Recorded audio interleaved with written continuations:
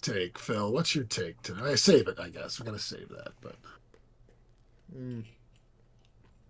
is it all football, or can we talk a little bit about the Boston Celtics and how they're gonna repeat this year? Oh, gross. This is it's That's typically all hysterical. football, but we can make Oh, okay. or we can have you on the podcast and talk about that because I'm very excited about the Knicks this year. I'm sure you are after beating the Pacers. I'm not sure how excited you were after losing on opening night. I mean, during that game, that was just a historic shooting night. Like that won't be repeated.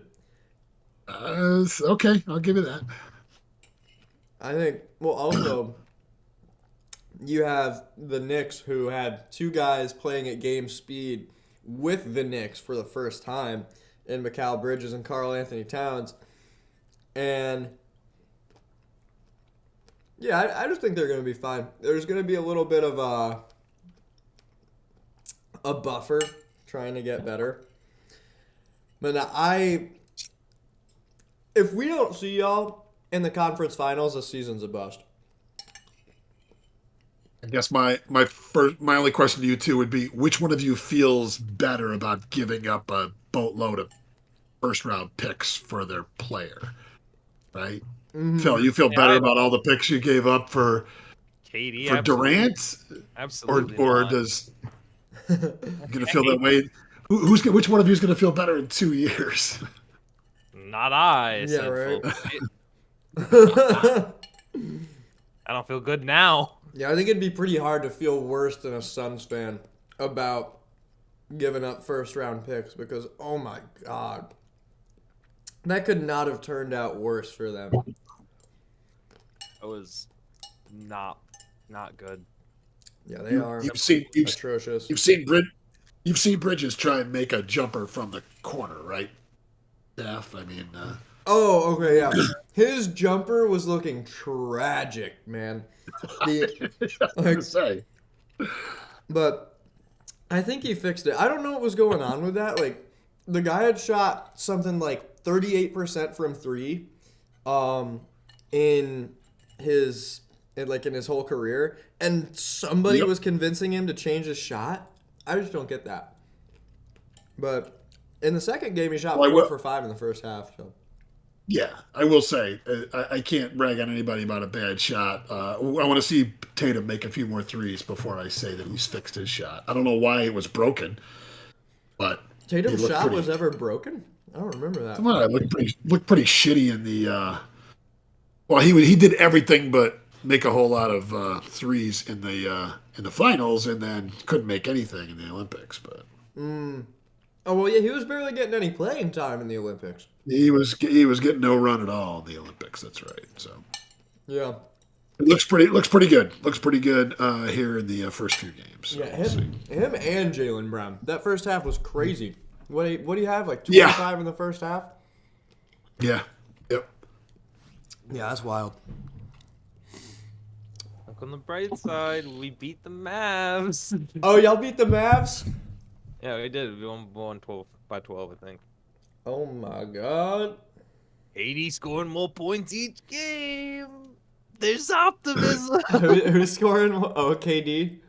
80 up 25 against Yeah. LAC, and then 30 against LAA, the Lakers, and then 31 against Dallas. So Yeah. When do y'all have a pick again?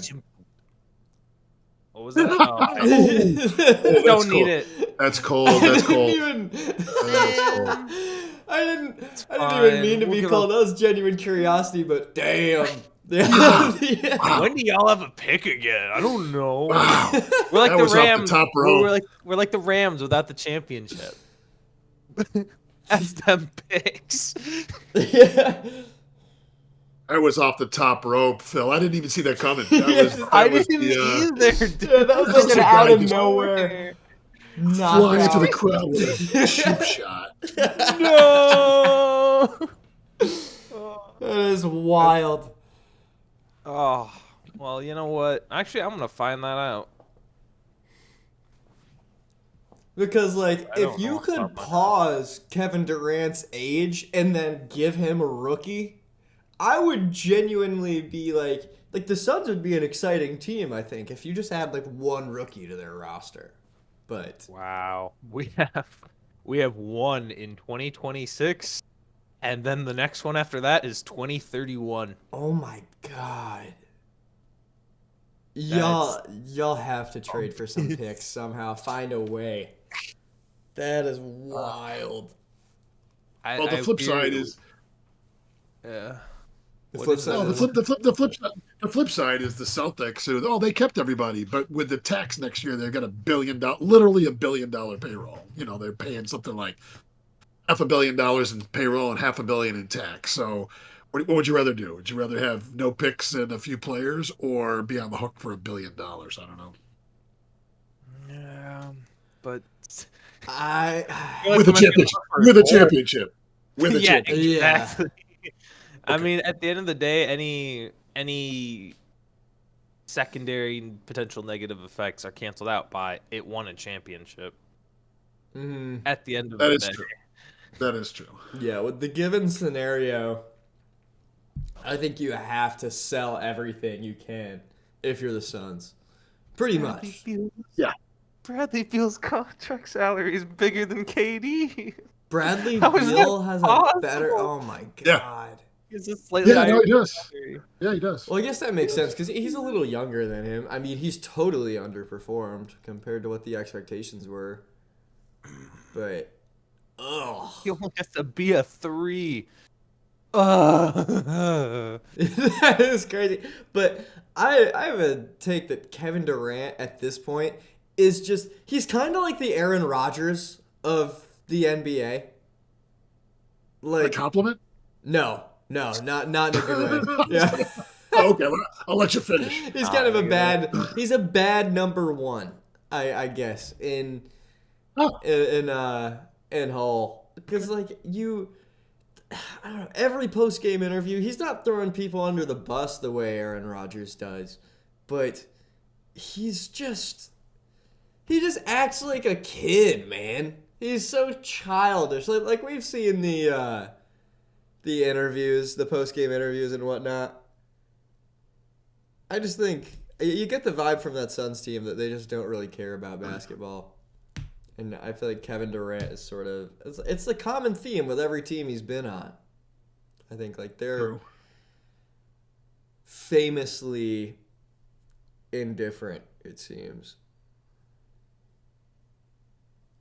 But this year's different. This year's different. You know, Phil, Yeah. you can join the Knicks bandwagon. You're one of the only people that has a Absolutely pass. You were born in New York. Absolutely not. I do not just jump ship. I will go down with it. I just don't know how you can actually. respect I can respect it too. I just don't know how you can actually root for the Suns. Like not, it doesn't have anything to do with like, the current situation, but like, man, I remember I tried to be a Timberwolves fan when I was like, I don't know, 14, just because. And it's like, I don't know, I feel like I need a tie to the team that I'm rooting for. Well, I do. Indeed.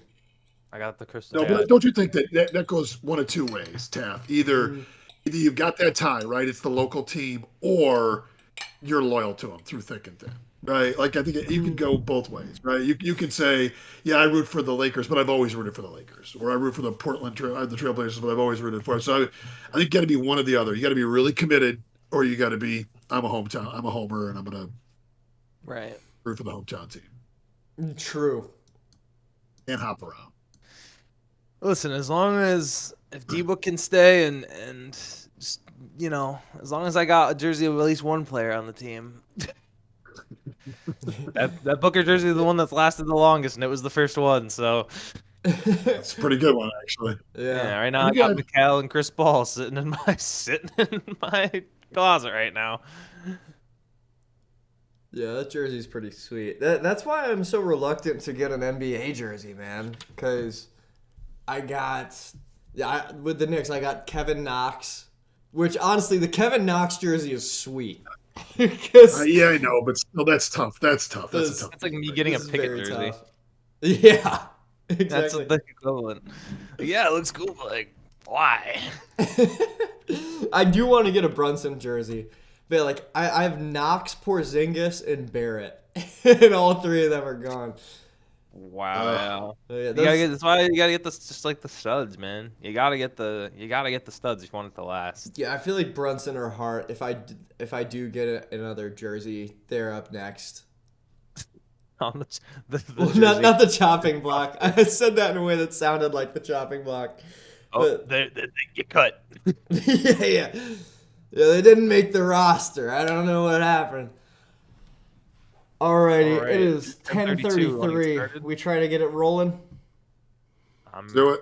I am ready. Let's do it. Alrighty, people. We're back for week 8. We are very excited for this week of NFL games. No teams are on bye weeks. We got 15 games today, if I remember correctly. And Today, one tomorrow. oh, 14 today, 1 tomorrow. What? Only one. Only one tomorrow. Only one this time. All right. Darn. Dang. All right, if you would be so kind to check us out on social media if you like what we're doing. We got a YouTube, an Instagram, and an email. Send us whatever.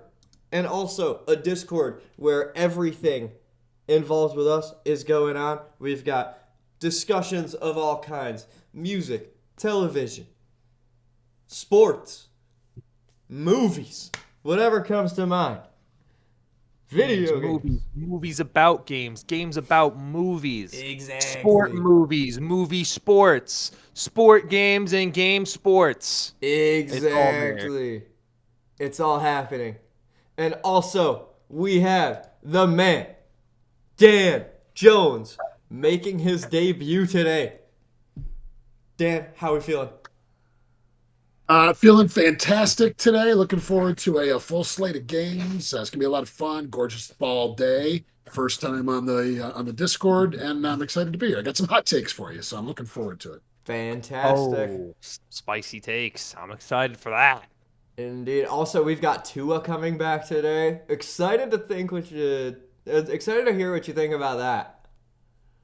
I'm cautiously optimistic. Listen, it's like everything else. When it's clicking, when they're playing well, he holds the ball for 1.5 seconds, 2 seconds, gets the ball out, lets the guys run all over the field. It's when he gets a little bit of a pass rush and he ends up on his back. I think what we've seen is the last couple times that he's really gotten hurt really hasn't been a vicious hit. We know that once you get a concussion, it's easier to get one the next time. He's proof positive, man. So, I mean, listen, it's his decision. He wants to make money and set up his family for life. That's great. Let's win a couple of games and not let him get hit. But it's every time he drops back, it's going to be kind of cringy. Yeah, it's gonna be a little scary. I heard he's not wearing a Guardian cap either, which I don't know, like it might affect how fast you can move or something. Do you know any reasons behind not wearing a Guardian cap? Yeah, actually, it's funny you say that. I read a nice little article a couple days ago, and turns out what he's wearing is actually it's an alternative to the Guardian cap. So the Guardian is the one that everybody knows, and it looks like the oversized bubble, right? But what he's wearing is a custom-made helmet that about half of the players actually wear. It's a different company, so it's a little bit like Coke and Pepsi. So the helmet that he's wearing is designed for him, and what they do is each position has different padding. So depending on if you're a quarterback, you're more likely to hit the back of your head, right? You're going to get sacked and go back, and your head snaps back. Whereas if you're a wide receiver, not necessarily the case. Might be the side of your helmet, might be the top of your helmet. So they actually do they do a little bit of analysis on what's the best way to have. That helmet made for you. So, Yeah, I heard about this company. I think it's called Vicis, Vicis. It's like they make these custom helmets that are designed specifically for the shape of your head. So like there's certain cushion in the area. Each helmet is specifically designed to each player's head. So that way those kind of brain injuries, those kind of head injuries and neck injuries are less likely to happen because each person's got their own noggin. that's right. Yeah, so it's very custom made. So again, they're trying to be the alternative to the Guardian. That's why he's not wearing the Guardian, but he is wearing a specialized helmet. Oh, okay. That's good. I thought this guy was just going right back out there with no changes after getting Yeah, 3 yeah. concussions. I'm gonna rub some dirt on the top of my head, and it'll be fine. No, that's not what he's doing. Well, that's good. That's good. Who have like the one handle? He'll come out with the one handlebar old face mask that like the kickers used to wear. That's like all he's wearing. And then post game, he's mad that they didn't let him go without a face mask. Come on, Exactly. man. No, he's suited up. That's good. All right, Phil, you want to tell us about Thursday night football? Dude, this was a fascinating game. I enjoyed this. I was able to catch most of the second half. I catched a little bit of the first, and I catched most of the second. Basically, the Rams are just, simply put, the way to describe this game is the Rams are better with Puka Nacua, and what he does to this offense is very impressive. I felt if they lost this game that they were going to be massive sellers. Like, they would have probably traded Kupp if they had lost this game. Obviously, that didn't happen. They ended up winning. They showed that they can compete with just about anybody. Minnesota was coming in. Both teams were coming in on a short week, but the Vikings were coming off a very difficult opponent in the form of the Detroit Lions. And there's been the basically what's called the Lions curse, where the team that plays the Lions the next week gets swamped. Or not necessarily swamped, but has a difficult time winning the game. I think. Hey, Dan, what we I lost saw- your camera. Oh, there we go. It's back. Yeah, I know. I'm sorry about that, guys. I had to step aside, get some coffee here for a minute. No, I'm back. Oh, you're good. No worries. Go ahead, Phil. Puka coming back to the offense just allows everyone to feast. It allows Cooper Kupp to get open. We saw DeMarcus Robinson grab a couple scores. We saw even with that, Kyron Williams is still going to play a factor in the offense. I think the unfortunate thing for Minnesota is not only losing a second straight game, but early on in this game, they're trying to kneel at the half, and they lost their starting left tackle, Christian Darrisaw, to a season-ending knee injury. That's going to be playing a major factor in how well they're going to be able to protect Sam Darnold, because I think that's been a huge part is that Sam's been able to be a little bit more mobile. The offensive line has done a good job. When you lose, who I think for his money is at the very least a top 10 tackle in the league, you lose a lot of that sustainability, a lot of that protection on that front of the offensive line. I just think the last 2 weeks have shown Minnesota is a little vulnerable, but I still think they're competitive. I still think they can vie for a playoff berth, but they're going to need to fight even harder now without Darrisaw. But I think this game was also just as much equal about the Vikings as it was about the Rams, saying, looking at the state of the NFC West, Seattle kind of is there at like 4-3. They play Buffalo this week. That one's going to be tough. San Francisco gets a tough matchup against Dallas. Arizona's got to go to Miami. The Rams could be looking very, very good considering who they just beat and who the other teams in their division have to match up against. That division opens up more. Yeah, the Rams have stepped it up in the past 2 weeks. I remember 2 weeks ago when we were punching in all the records and stuff, and I was like, how are they 1-4? And it was clearly Cooper and Puka being gone. But yeah. So does that Puka one changes game? it So massively. if Cooper was on the trading block, does that one game change the way you look at it? 100%. I think because if you had lost this game, you're now 2-5. You become more inclined to sell Cooper Kupp. Cooper. Because you're looking at the Chiefs, Bills, and Steelers. From reports I heard, were all interested and made offers for Kupp. And if the Rams had lost this game, there's a very real chance they bite on one of those offers. Because listen, 2-5 and 3-4, there's certain records that just need a little bit more, especially at this point in the season where we're in week 8. I mean, we're almost to the halfway point. You kind of figure out what kind of team you are if you think you can compete or not. The Rams figured it out against Minnesota.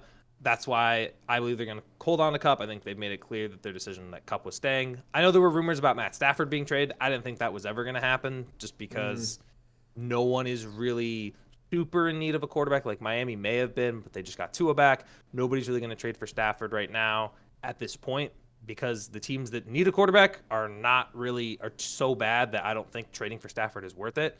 And everyone else who's winning has a good quarterback.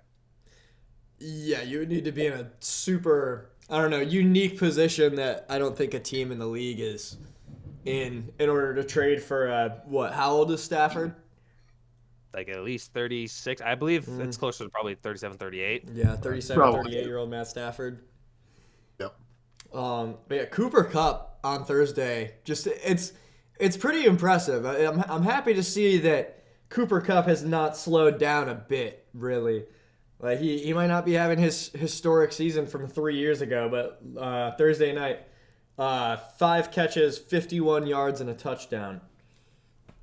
So yeah, Solid. that's good to see. I love that.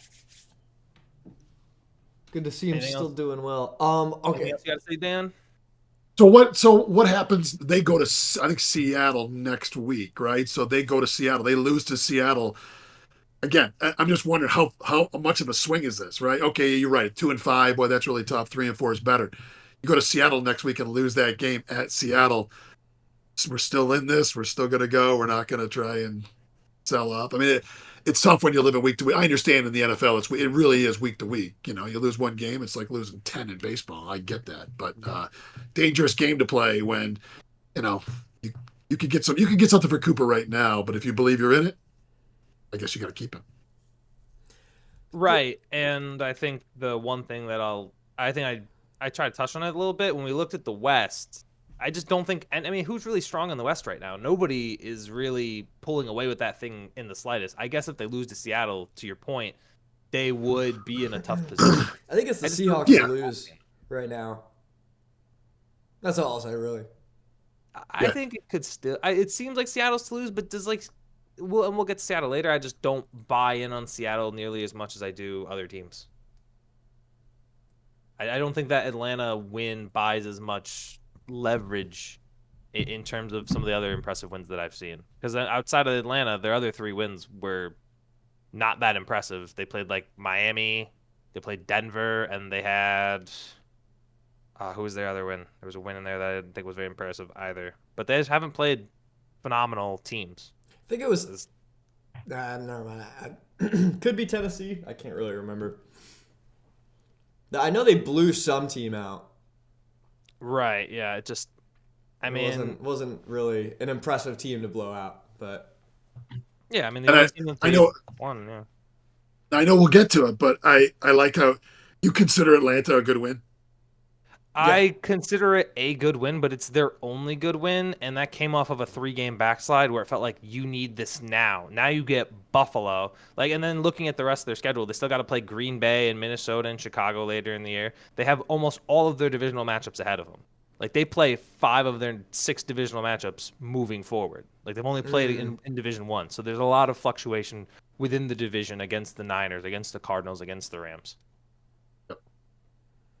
yeah, that'll be interesting to see how that turns out for them. You said the Seahawks have 5 of their 6 divisional matchups, or the Rams? Seahawks do. Seahawks do. Seahawks And the do. Rams got a win already over San Francisco. Like they won week 1, or not week 1, week 2. They beat San Francisco. They did lose Oh, to yeah, Arizona, that's but they'll get huge. Arizona again back home. So I mean, we'll Huh. see. The Bear, it's the schedule is a little Bears. crazy, right? I mean the Bears have not played in their division yet, right? Is that they haven't played in their true. Yeah. Yeah. which is amazing. You've got some teams that are playing already. They're playing a team for the second time in their division, and then you've got the NFC North, where it's going to be fun end of the season, right? Where the weather comes in and you're playing in Green Bay, or you're playing in Chicago. But the fact that you could be in, going into week 9 and not have played anybody in your division yet is kind of crazy. Right. Yeah. I mean, let me think. I don't think Pittsburgh's touched anyone within their division at this point either. I mean, they still got Really? all 6 games, all 6 divisional games ahead of them. They've yet to Wow. match up against Bengals, Ravens, or Browns, which is a crazy backloaded AFC North schedule in the second half. Has that ever been a theme in the NFL? I mean, this is the first time this is the first season I've paid like this much attention, like tying into schedules and stuff. I've never seen that. That's a It happened lot to of least late divisional one games. team. I don't want to say it's 6 in the back half, but it does happen to one team where 1 or 2 teams where their either front half is division loaded or their back half is division loaded. Huh. Yeah.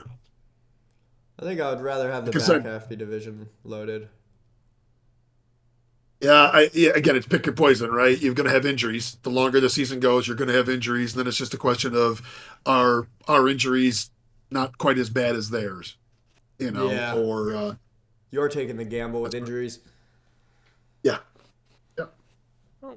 Alrighty. Oh, also, dude, the Vikings got. I'm surprised we haven't brought this up. The Oh, Vikings yeah. got robbed with that face mask call at the end, man. It's not like I wasn't able to catch it live, but I saw some clips after, and that wasn't just some like oh, it's like that's just one of those missed calls. It could have gone either way. Like he got dragged to the ground by his face pretty much. Yep.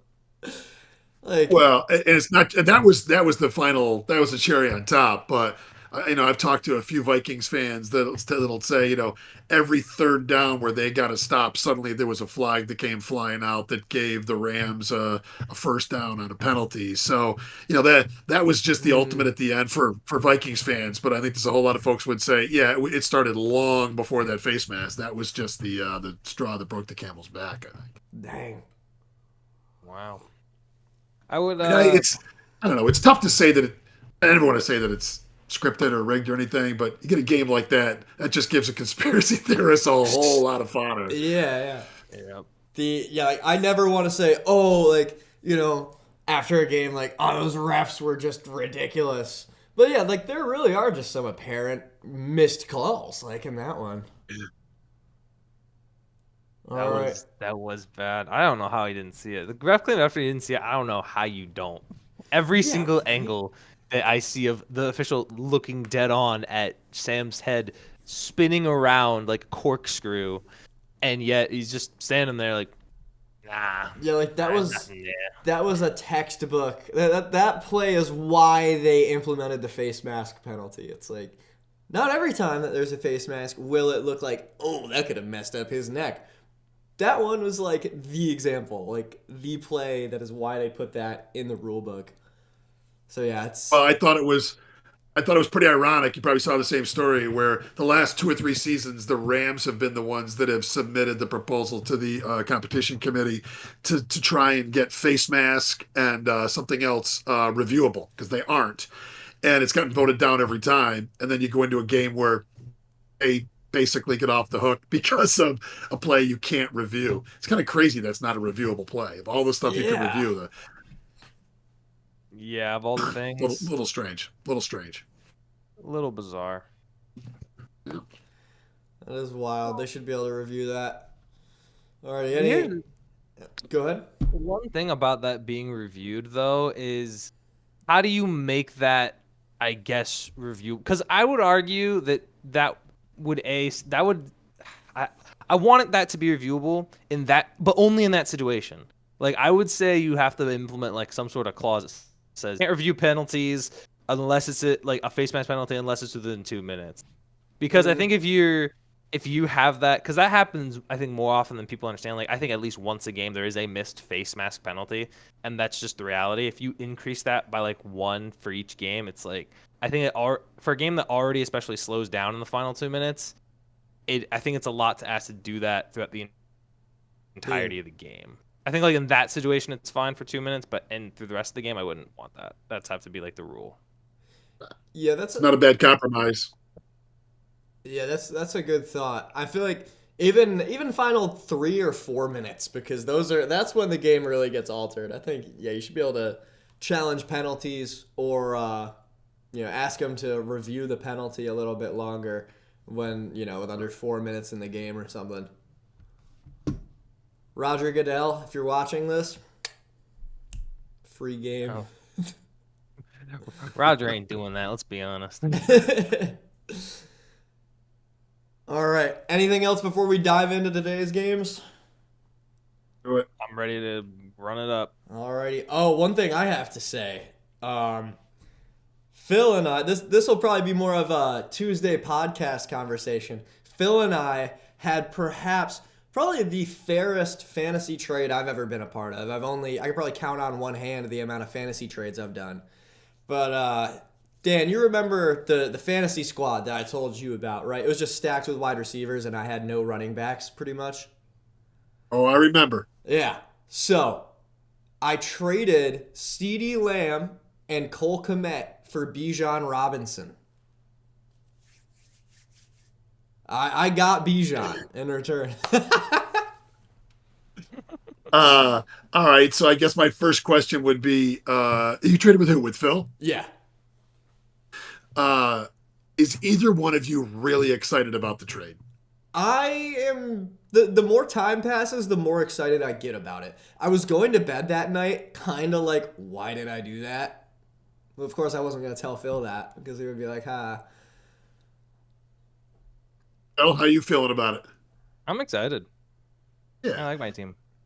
it's rare. I think that I like the trade because it's rare that you come out of a trade where both people are like, "Well, that's what I needed." I don't think I had to give up too much to get it. The problem with most in my opinion, the problem with a lot of fantasy leagues is guys don't want to trade. They feel like, well, I'm giving up a good player. Well, you got to give up a good player to get a good player, right? If all you do is give up 2 or 3 second stringers for a starter, then you're screwing the guy you're trading with. So Yeah. you want to get a good player, you trade a good player. It's what do I need? So it seems like it's rare because people just don't want they don't want to give up that good player. Well, yeah, that's how this works. Yep. Yeah, I'm pretty excited about it because, dude, like, I mean, we'll definitely see how it pans out today. But man, Right. my receivers, are Malik Neighbors. I mean, beforehand you had CD, but whatever. It's now Malik Neighbors, Terry McLaurin, Trey McBride, and I can't believe I'm blanking on who the other guy was. But yeah, basically the I had Terry McLaurin on my bench. So I'm excited to see how it turns out. So, Phil, here's my question to you. Who are you more excited about? CeeDee Lamb with Dak throwing to him, or Komet after last week where he did everything, including the long snapper? I 2 weeks ago, I mean, guess. I like both of them because I had Laporta at tight end, and Yeah. he's putting up like one catch a game stat lines. So I get a better tight end, and I get a starting caliber wide receiver, and I can now, instead of having guys like David Montgomery on my bench, I can start him. So, Mm, and I can run, and even then I can still run 3 running backs because I still have Kareem Hunt until I Pacheco think gets back. that's one of the things that makes this trade kind of unique is that typically you'd be getting back, a wide receiver 2 and either a running back that's going to just play in a couple of bye weeks or a wide receiver that's not as good. You got 2 guys you're going to start, and you had to give up a I don't know what is he? What's we can say Robinson is Right now number he's 2, RB number 3, number six. 4. Yeah, He's RB ranked 6, RB but six. I know, but you could say he's going to be RB5 by the end of the season. So, but you mm. got 2 starters. That's rare. It's rare you're going to get 2 starters in a trade like that, but you gave up a good player for it. Yeah. And also I looked it over. I looked through the players and I was like, you know what? I just realized the reason why I did it too is because I realized if I trade Bijan now, I don't have to handle his bye week because his bye week still hasn't happened yet, and I like CD's matchup going into the playoffs. Like I think I'm going to make playoffs as is. Feel pretty confident in that with the team I have and with the matchups that I have moving forward in the schedule. I get CD at Carolina, so Oh yeah, that's when you were mentioning your matchups. I was like, "Psh, dude, they're gonna do what they do. But CD at Carolina, yeah, that's a big one. Well, I know we're going to get to it. We already talked about Chicago a little bit, how they haven't played anything in division yet. Man, get what you can out of Chicago now because things get really ugly for them in the second half of the season when they start playing some really good defenses. So get some scoring out of your Chicago players now because I'm not sure that's going to last. yeah, Man. but it should be all right. Picked up Keenan Allen. He'll do something. Oh, Yeah, speaking of that, I like Keenan Allen today. I think well, actually I don't. Never mind. I don't really like Keenan Allen today.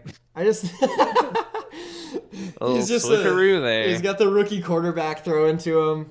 I think he's gonna You be love kind of. Caleb Williams. I do like Caleb Williams. I think he's gonna be great. Phil and I historically, or not historically, the past 8 weeks have been disagreeing about this. I'm much higher on Caleb Williams than he is. But we'll get to the Bears and we'll talk about that. Phil, you want to tell us about the teams on bye weeks this week?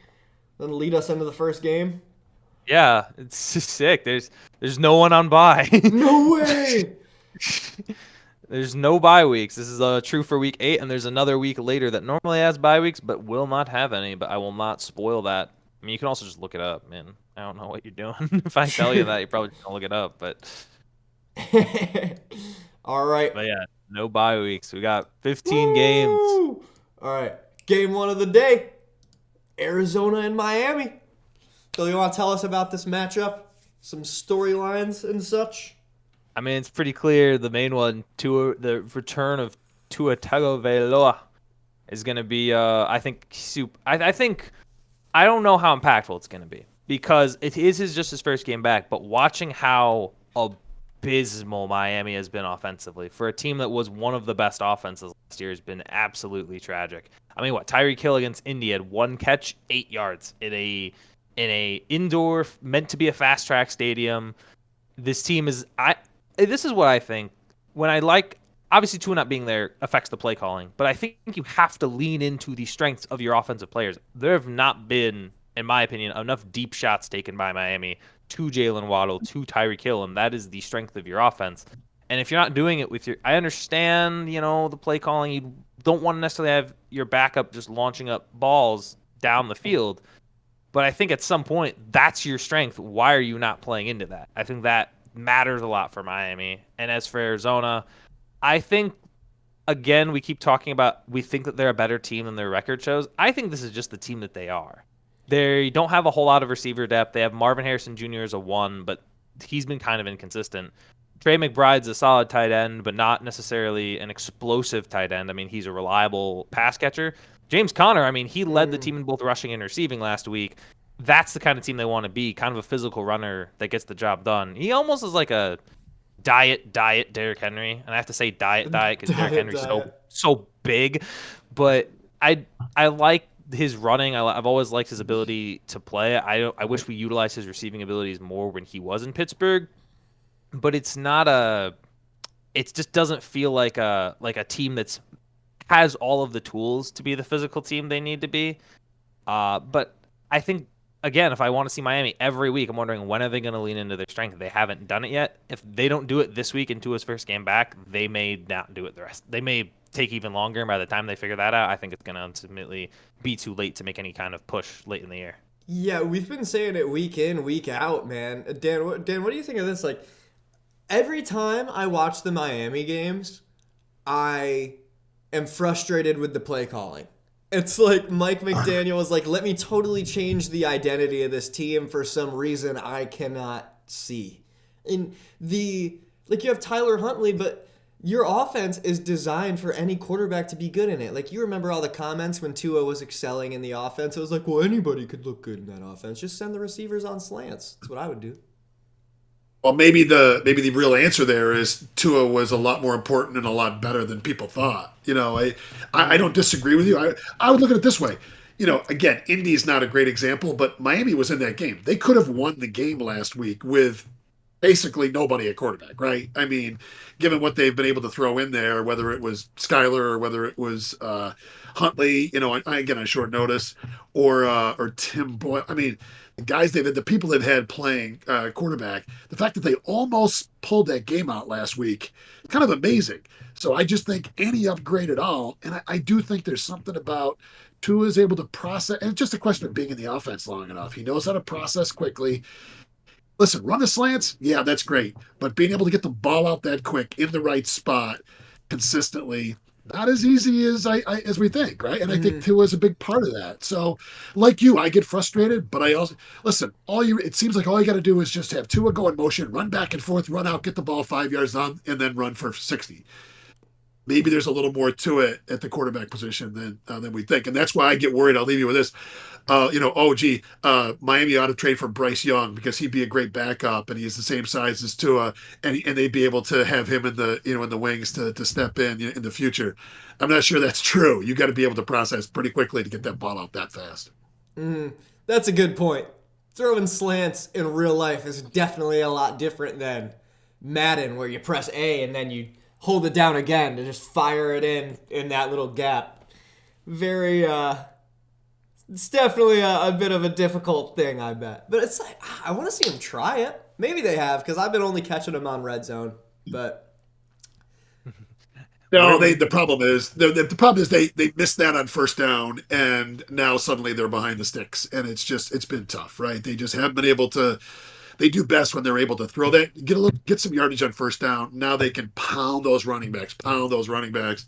When you don't get that 5 yards, 6 yards, 7 yards on first down, really tough to pound the running back on second and third, I think. Yeah. Yeah. Alrighty. Any more thoughts on this one before we move on to the next one? I got two. I think another key to this game is going to be the well, obviously we see Kyler Murray's rushing ability. We saw what it did against the Chargers last week. I think one thing I looked at in this game, surprisingly, I don't know if you've been catching him, Dan, Calais Campbell, who's been a veteran, who's been on a few different teams, he's had some impact in the running game for sure, getting big tackles for losses. I think he leads that team in TFLs. He's for such an older guy, he's playing against his former team. I think it'll be exciting to see just how Miami's going to be able to stop such an explosive quarterback. Because generally speaking, Miami's played really well against quarterbacks when I looked at like fantasy. But then I realized, wait a minute, who have they played at quarterback? So they haven't. I think of the quarterbacks they have played the last few weeks, this could end up being one of their biggest tests since probably Josh Allen. And we saw how that went. I mean, there was a lot of James Cook. Granted, but I think we're going to see what Kyler Murray looks like against this team. And the other thing, speaking of him, I don't know if you guys were able to catch last week's Monday night game, but there was one play call that bothered me a lot. The backup quarterback came in for a snap on like a 3rd and 1 to get a quarterback sneak. And I didn't like it because I don't understand why you're taking Kyler Murray off the field. And I was like, all right, but you got the first down, whatever. Then later, 3rd and 1 happens. They do the exact same thing again. This time it doesn't work.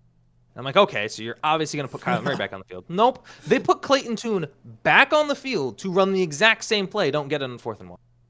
Like, I don't like that because that's your most explosive player. Why on earth would you ever take him off the field? I don't care. Then just don't run a quarterback sneak. Your quarterback, you're not built for it. Just let him, drop back and then scramble outside the pocket. He's faster than most guys. It just seemed really weird, and it's like why I don't fully trust Jonathan Gannon as like a head coach of the Cardinals yet. It's that type of weird play calling where I'm looking like, how are you not like, this isn't gonna work? Why are you not vetoing this in some way? Yeah, I'd like to ask him what he was thinking because in those situations you put the ball in the hands of your best player. Like those situations you think of teams like the Ravens this year where. I remember a couple weeks ago, I think it was their game against the Commanders when they were closing it out. It was 4th and 1.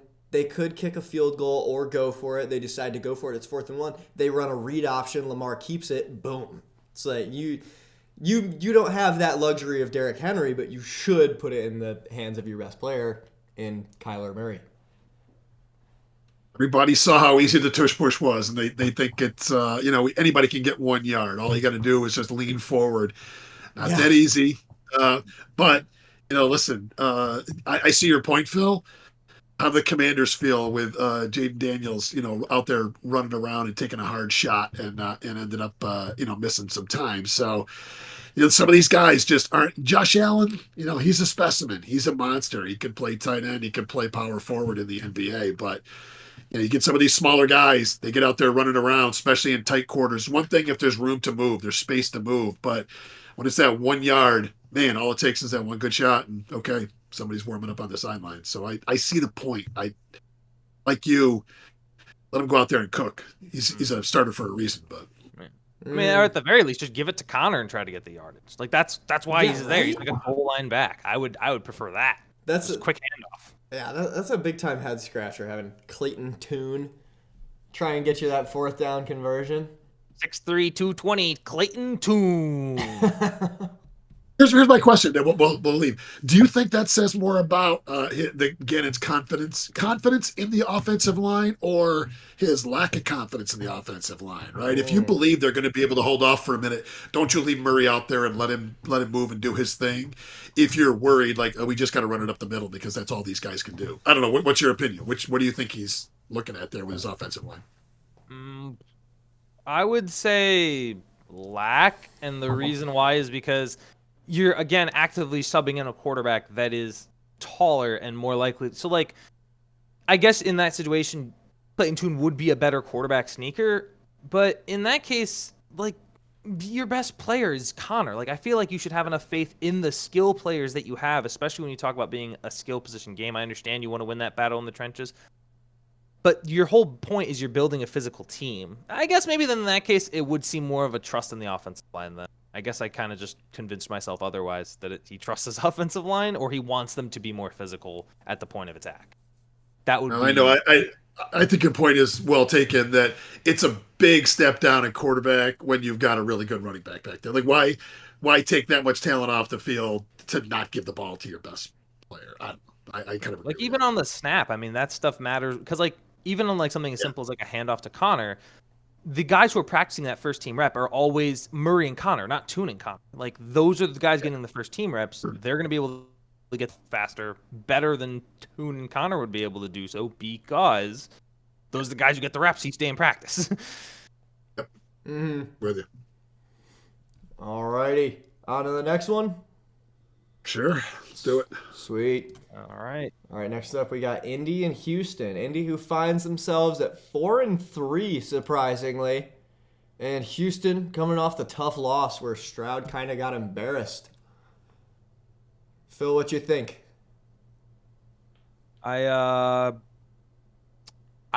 think this is going to be definitely a bounce back game for Stroud. I know Indy's getting healthier. I know Jonathan Taylor is going to be back this week.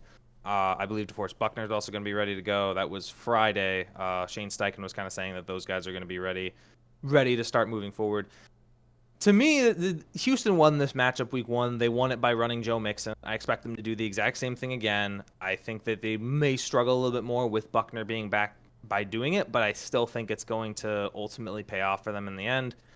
I like some of the Colts players, like Kenny Moore. I think has always been underrated, like physical cornerback for the Colts. They use him to cover. They use him in the run game a little bit. But to me, I just don't know how to evaluate Anthony Richardson. Like it feels remember like Josh Allen's rookie year. I can't believe I'm saying this. It feels worse than that. Like Josh Allen's rookie year was a struggle. This is like painful at times. Like It's pretty bad. he can make any throw, and that's why he's there. He can pretty much do anything. It's just he hasn't done the things in the expectations. And I get it. You have to treat it like it's a rookie year because of how much he was hurt last year. But at that same time, outside of like one game where he was 3 of 4 against Pittsburgh, and games where he has 10 or more attempts, he is not hitting. He's barely hitting 50%. That's not good. For a league where you got rookies like Jaden Daniels completing an incredibly high percentage, you need to be just more accurate. Yeah. What were his stats a week ago? It was like 10 of 24, I think, was his official passing completion percentage total. Yep. I think he That barely rings a cracked it. bell. Yeah. So- And what's crazy is, and I guess that small sample size could have been misleading. I'm still a believer. You know, there's no way. There's Anthony Richardson has a whole career of football left. As long as he doesn't play his way out of the league. But yeah, it's wild. I don't think anybody expected Richardson to be playing this poorly. Because how many games did he get before he went down to that injury a year ago? Like what? But 4, like, 5, I 6? think a total of 4, but he got knocked out twice. Yeah. Dang. Yeah, 10 of 24, abysmal. Yeah, all right. I just pulled up his past couple games. So last week against Miami in the win, he got 129 yards, 10 of 24, no touchdowns, no picks either. Week before that, it doesn't show his completion percentage, but against Pittsburgh, man, Pittsburgh has proven to be a formidable pass defense. 71 yards, no touchdowns, no picks, but a 116.7 passer rating. But yeah, we know the guy's underperformed. It's interesting. He was 3 for 4 for 71 yards. Oh, okay, So, that was the game where he went down. Yeah, that Yeah. was the one game. It's unfortunate. His best Now- stretch of football was in that time, right before he went down. Yeah, but here's the deal. With all that said, who's the one team that Richardson really has owned in his short career? It's Houston, right? I mean, True. he's played really extremely well against Houston. And we can talk all we want about how disappointing Richardson, not disappointing, but confusing maybe, kind of hoping for better for Richardson. But I don't know. How do we feel about CJ Stroud's season so far? If you got CJ Stroud in fantasy, you're not really excited about that, are you? I mean, he's, I think, disappointed for the most part. And there's, we can say there's been some injuries on the team around him, but it's not as if he's lit it up either. That's valid. I see where that's coming from. You're saying it's not as if Stroud's lit it up either? Yeah, Stroud's had a great season, man. he is. Outside of last week. He, I think if you look at his stats, I think you'll find he's been a little bit underwhelming. I think Houston's one of those teams that, if you look at their stats, I think the analytics will tell you that their offense probably is not as good as what we think we've seen on the field, and that worries me. Worries me that Richardson. I guess Yeah. I would say if Richardson gets hot and has a good game, I could easily see Indianapolis winning this game. Easily see them winning this game. Yeah, I think it's gonna be a close one, man. And yeah, after you said that, I quickly pulled up Stroud's stats. Yeah, I mean, as we know, a week ago, that Green Bay defense, man, it's been making quarterbacks see ghosts all year. 86 yards, no touchdowns, no picks, 58.8 passer rating. And then, I mean, New England, he had a good game there, but yeah, he's That's New England. on the season. Yeah, it's New England. On the season. He's got 10 touchdowns, 4 picks, 1,663 passing yards. So yeah, it's been pretty pedestrian. The quarterback. I would say bad, but I there was a lot of consensus that Stroud was going to be QB 3, 4, maybe top 5, given the fact that he maybe could run a little bit too. So I just think that it hasn't been bad. Pedestrian is a great word. It's Joe Burrow-ish, I guess, but for different reasons. But Oh, also, can we get an update on this? What about Jonathan Taylor and DeForest Buckner? Phil, are they playing, or Dan? Yeah, they're all set to go. They're all set to go. And the I game think so. pick slides, I might have written down that Jonathan Taylor is out, so disregard that if you I see that. changed it. Oh, Don't okay, worry. thanks, Phil. I got you, I got Thank you. Thank you. One more note about the Texans, dude. I remember in my fantasy draft this year, I was like, I'm not gonna pick Joe Mixon. Too many cooks in that kitchen. Joe Mixon has been the leading guy pretty much, especially since Nico went down. He's looked great. 100%. I Well, mean, no, they've agreed. been him since week 1. I mean, even in week 1, that he was a big part in what helped them beat the Colts, and I think that might be a testament to who D'Amico Ryans is, where he came from. He came from that Shanahan, coaching tree. He wants to run a sort of. I mean, when you look at what Shanahan did, Shanahan was very much a run first team. I think he's using like Joe Mixon as his bell cow essentially, and just saying, I mean, even then, when you consider, if I told you C.J. Just Stroud bell threw for cow. 86 yards against Green Bay, and that game was within, they had the lead at the end of it. Like Green Bay had to drive down and kick a field goal. So Yeah. when you consider that, even though Stroud has not played particularly beyond like up to the standard we've expected, they're 5-2 and could be. I mean, they could have been 6-1 if one or two things went differently, but they're definitely playing at a very good level despite the performances from Stroud. Yeah. Alrighty. I think a Anything lot of else? that just or I guess we could say there hasn't been a time when it really kind of looked to Stroud and say you got to cut. Although with Mixon out, they kind of did that a little bit, right? Where it's like, okay, we're going to lean on you just a little bit. And I'm not going to call it a sophomore slump, but I just think that I would have expected a little bit more. But I think this is going to be one of the better games of the day, one of the more interesting games of the day. I don't know how good the football is going to be, but I think it's going to be a close game. And Indianapolis has been pretty good staying close in those games that we didn't expect them to this season. Yeah. All right. Anything else to add before we move on to the next one? go into the next. Let's do it.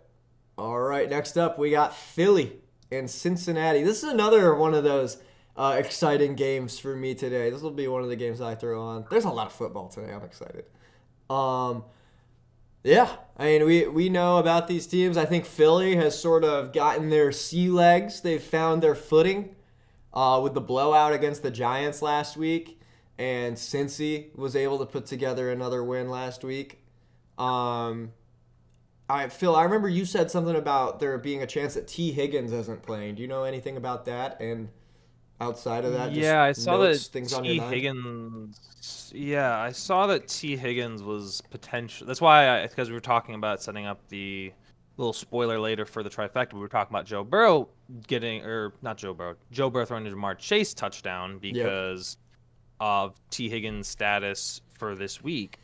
And I got something coming up where it said he was going to. There's a chance that he doesn't play. He got a surprise injury designation. I believe it was a quad injury that kind of came out of nowhere. And I mean, he might, if he's not good to go, then expect heavy dosage of Jamar Chase in this game.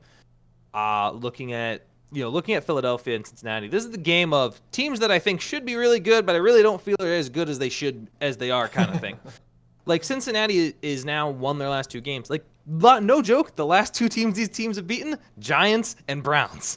So now we get to see which team is better, right? So you have that Cincinnati's expected to be really good because they have Joe Burrow, because they have that offense. And Philadelphia was expected to be good for similar reasons, with Jalen Hurts and Saquon Barkley running game, not to mention A.J. Brown, Devontae Smith, and that defense.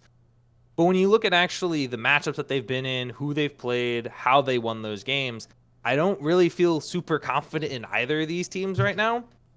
Again, you mentioned it, what they were able to do against the Giants was impressive. Saquon had an amazing game. I think this game is gonna come is, what is Cincinnati's defense going to be able to do against Philadelphia's offense? I think Cincinnati's offense is going to be able to put up points on Philadelphia, despite the pass rush that we've seen from Philly. Surprisingly, the Bengals' offensive line has improved. I think Burrow is only the 6th least sacked quarterback, and he's only taken 12 this year. I know Orlando Brown was on the injury report as well. He might be questionable. He's played really well. If he doesn't go, then that could be a huge blow for Cincinnati's offense. Looking at the one matchup for me as well, defensively, they got to pressure Jalen. They got to get after him. When we look at Trey Hendrickson, quietly been one of the top pass rushers the last 4 or 5 years. Doesn't get enough credit. He's been 3rd in sacks, trailing only Myles Garrett and T.J. Watt. He gets a nice matchup against the Eagles' left tackle, backup left tackle Fred Johnson, because there's no Jordan Mailata this week. I think this is going to come down to these 2 teams' defenses. I think we know what they are capable of offensively, but looking at who gets pass rushers and where, I think that's the key matchup for this game. All right. That's interesting. No, that's interesting that you're keen on the defenses. I would think that whose offense do we think is more dynamic? Who do you think in any particular game can put up more points? I would say Cincinnati, but right. But I still think it comes down to how do you stop them, the Philadelphia Eagles? What they want to do is they want to run Saquon, they want to control the clock, they want to be a possession offense. But they also have receivers such as A.J. Brown and Devontae Smith that are able to get you over the top. Obviously, for the Eagles, unfortunately, no Dallas Goedert, so you're expecting in the passing game for them to lean into those 2 guys, especially if they find themselves in a hole early. And the Bengals have that same big playability with guys like Jamar Chase and T. Higgins if he goes. So I think definitely the offenses are a factor, but at the end of the day, it feels like a game where whoever gets the ball last is going to score. If you want that to not be you and you want so you either rely on your offense constantly and just hope that you just keep scoring, or you get into a position where if your defense is on the field and it's the last defense on the field, you need someone to get a sack. Guys like Trey Hendrickson for the Bengals or someone like Jalen Carter for the Eagles, they would need those guys to step up in those situations and get that 2nd down sack that leads to a 3rd and long, something like that. Mm-hmm. You know how many touchdowns the Eagles have in the first quarter of all their games this season? It's still 0. How many? It's still 0. Wow. Yeah, and you talk about a Bengals team that can get out to a fast start quickly if they get the ball tomorrow. It could be a situation where Philly has to play catch up, and they may not be super well suited for that. But again, Bengals defense hasn't been super athletic this year, and that's shown against teams like the Ravens. I can't wait for the picks. Picks are going to be fun when we come later to see what we think. I don't know if you see me writing stuff down right here. That's an interesting point right there. All right, yeah. Phil, you put it on a platter, man. I don't have anything else to add to that. You guys have anything else to say? No, I think the great point that Phil made early on was both these teams have really gotten fat and happy the last 2 weeks and are feeling good and pumped up about themselves by beating the Browns and Daniel Jones. And, so this will be a telling game. And listen, I think the Bengals certainly need this game more than the Eagles do. Not just the record, not that they're just a game behind, but who's really going to challenge the Eagles in the NFC East? Do you really think that? We'll see what happens today with Daniels if he plays. But Eagles are kind of looking good. Where Cincinnati, they don't want to get lost in the shuffle. So and they're at home. So if you're looking for, we need a little extra, a little extra oomph. You'd say Cincy really needs this game more than the Eagles do. For sure. Yeah, would rather I agree. fall to 4-3 than 3-5 any day of the week. Yep. All about it. All right, next up, we got Atlanta and Tampa Bay. Atlanta, one of my favorite teams in the league this year. Just that offense is so fun. And yeah, another one of my favorite offenses in the league. Now, not so much due to injury woes. You got Mike Evans and Godwin going down last week. Godwin is out for the year. Mike Evans will hopefully be back in about 4 weeks. Phil, what you got?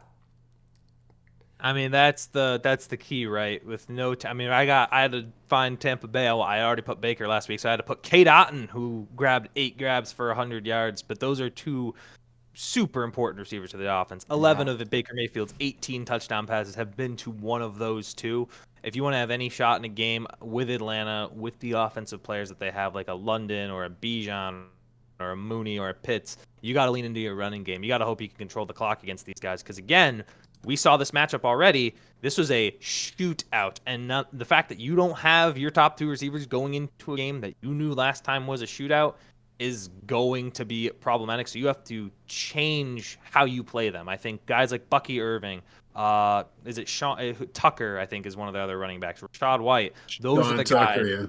Yeah, you're going to have Sean to lean Tucker. in on that entire running back group for Tampa's credit, they've been able to do it at times. But in a game like this, especially on a short week after playing the Ravens, this is going to be, you gotta be pushing in with the running back core, because if Atlanta gets that ball, goes up 7, goes up 10, and you gotta be relying on like rookie, I think Jalen McMillan, Sterling Shepard, veteran receiver, like you're gonna be in a tough hole. And I like Baker, don't get me wrong, but I think a lot of his success has to do with how that dynamic duo of Godwin and Yeah, I think it was apparent in their last game. Once Evans went down, even when he still had Godwin around, like that Godwin injury was so unfortunate. But once Evans went down, it was like Baker. Maybe he was, it was the heat of the moment. He was shaken up by it. But it seems like he came back down to earth pretty quickly after that. Threw a couple picks. What do you have last week? Two touchdowns, 3 picks, or vice versa? it was I think it was vice versa. Yeah, but that Marlon and that, to your point on those picks, that Marlon Humphrey interception in the end zone, that significantly changed the outcome of that game. Yeah, like that was ugly. that you go from 7 points to 0 points just like that, and then again it happens. I think it was 3 touchdowns, 2 interceptions, but that's a tough one to have. And to think that they had a shot. I mean, they had the lead for the start of that game, and then once those injuries started to happen, once those interceptions started to pile up, Baltimore just started to take over, and you felt it. I just, looking at this is going to be a uphill battle. We'll see what Tampa does. I mean, they'll have to be creative offensively. We'll see how they utilize the skill position players that they do have to try to fight back. Yeah. All right, that's all I have. Dan, you have something? I think it's going to be a really interesting game. I go back to, okay, who's the desperate team? Buccaneers, obviously. Phil did a great job of laying out the 3-headed monster, their running back. Falcons, my problem is this. I don't think the Falcons are that good. I think they've gotten lucky in some games. I think right now they're living on some really big luck. I think they're almost last, 28th, 29th, 30th in rush defense. So if there was ever a time when a team had to lean into the run, and this is the team you want to play, is the Falcons. This is old school football. I'm not sure you can win a game and put up that many points by, running 3 guys 20 times each, or whatever it's going to be. I love Baker. Nobody's tougher. Nobody's scrappier. For all we know, Baker's going to run for 150 with a couple of touchdowns. But another interesting game. It's going to be really telling because, like I said, I don't think Atlanta's as good as their record. I think the Buccaneers really have an opportunity here to kind of set the stage, kind of lay down the gauntlet, and say we're going to take this because, frankly, the division is up for grabs. And I know Falcons are 4-0, but it's in the division. But still, this could be we'll see how good the Falcons are. I have my doubts, but Yeah, trying to stay non-partial. I think or impartial. I think the Falcons are going to be slinging it, man, and with no problem. I think they're going to get a lot of time with the ball.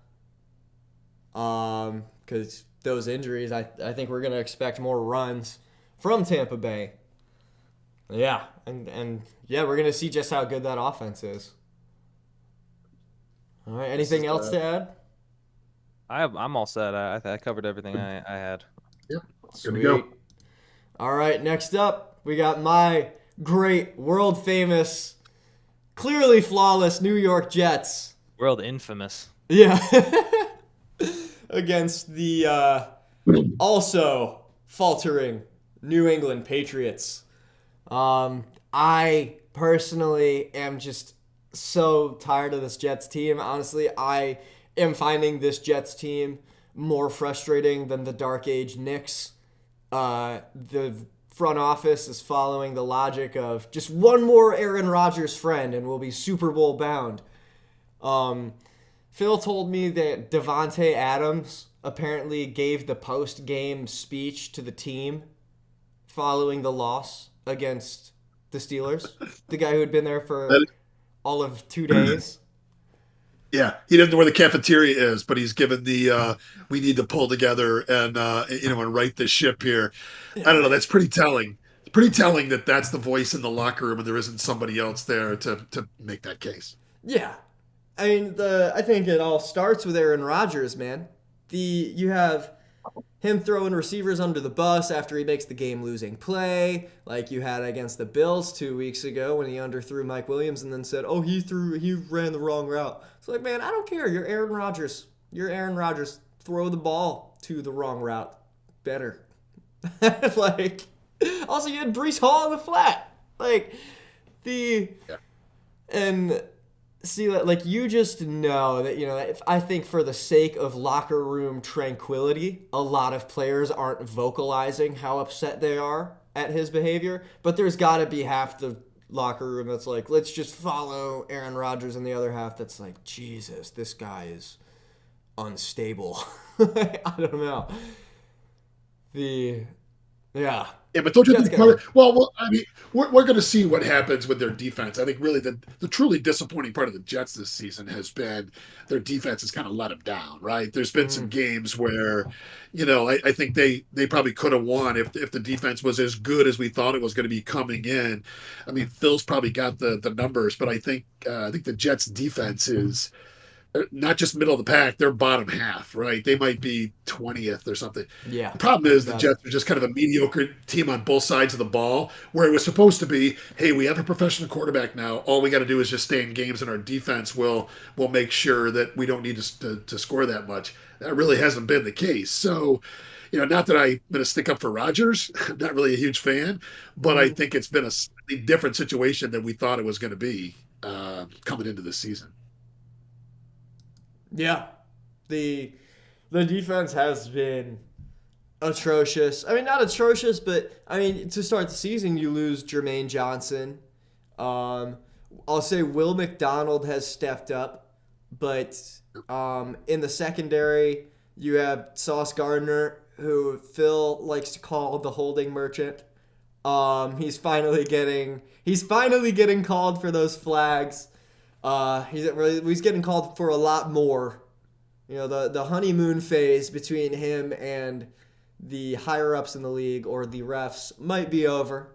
So yeah, I want to see more out of Sauce Gardner.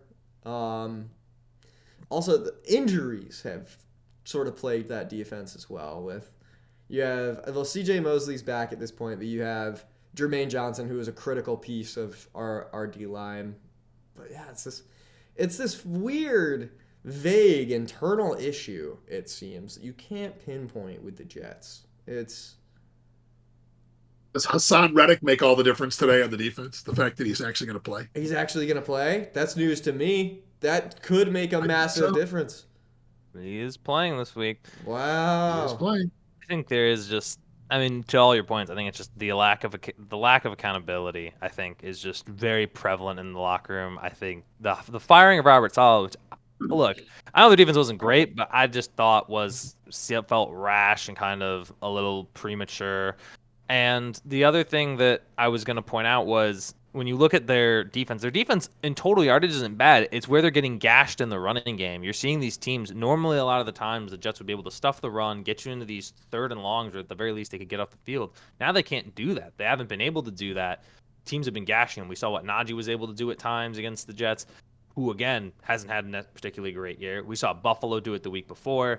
That would be New England's one saving grace if they're able to do it. But on the New England side, I just don't think they have enough talent to do it. Like, this would be for the Jets. I will look in this game and say, you want to have any chance of writing the season, you cannot lose this game in any way. That's a great point. That's a great point. They got to be pretty motivated. What has surprised me is, again, like you, Phil, I think it was easy to point to Saleh and say that he was he was part of the issue. I think Robert Saleh is one of those guys that in 2 years is going to be the defensive coordinator on a Super Bowl team, right? We're going to find out that he wasn't that bad, and he's got a skill set, and suddenly it's going to be like, oh boy, I can't believe that the Rams are back in the Super Bowl and they've got Robert Saleh on the sidelines for him.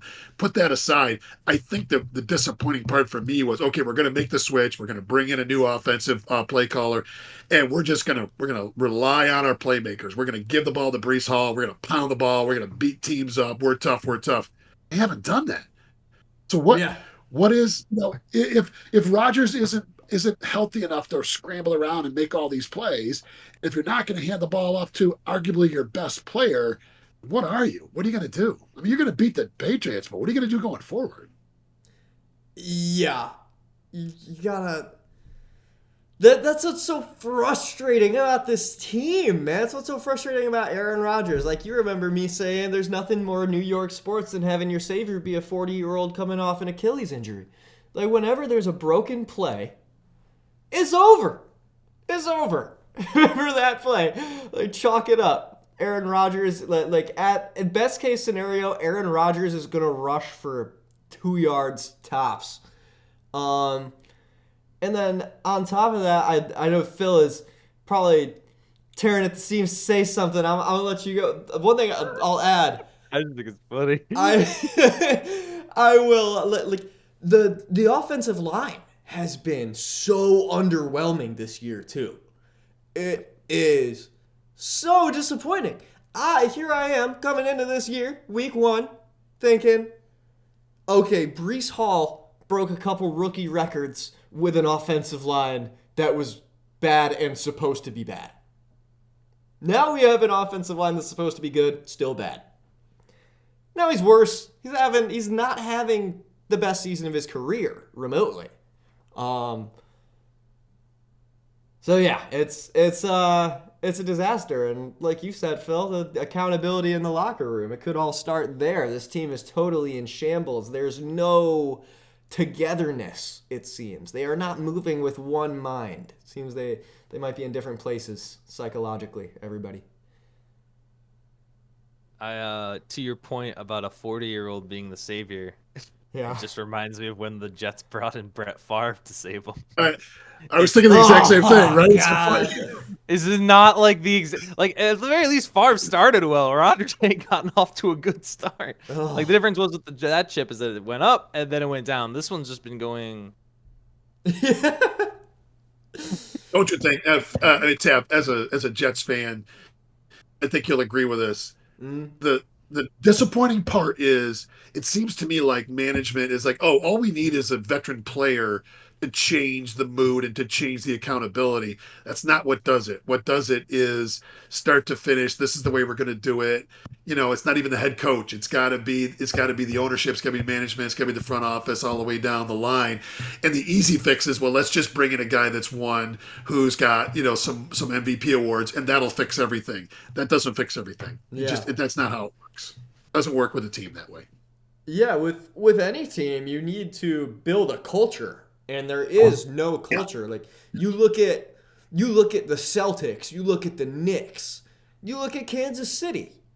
There is a clear from top to bottom. They move with, in a sense, one mind. You have Joe Mazzulla, who represents the Celtics. Like they are just they like there's just they have that togetherness, and the Jets just don't. Agreed. Yeah. Seems to be the case.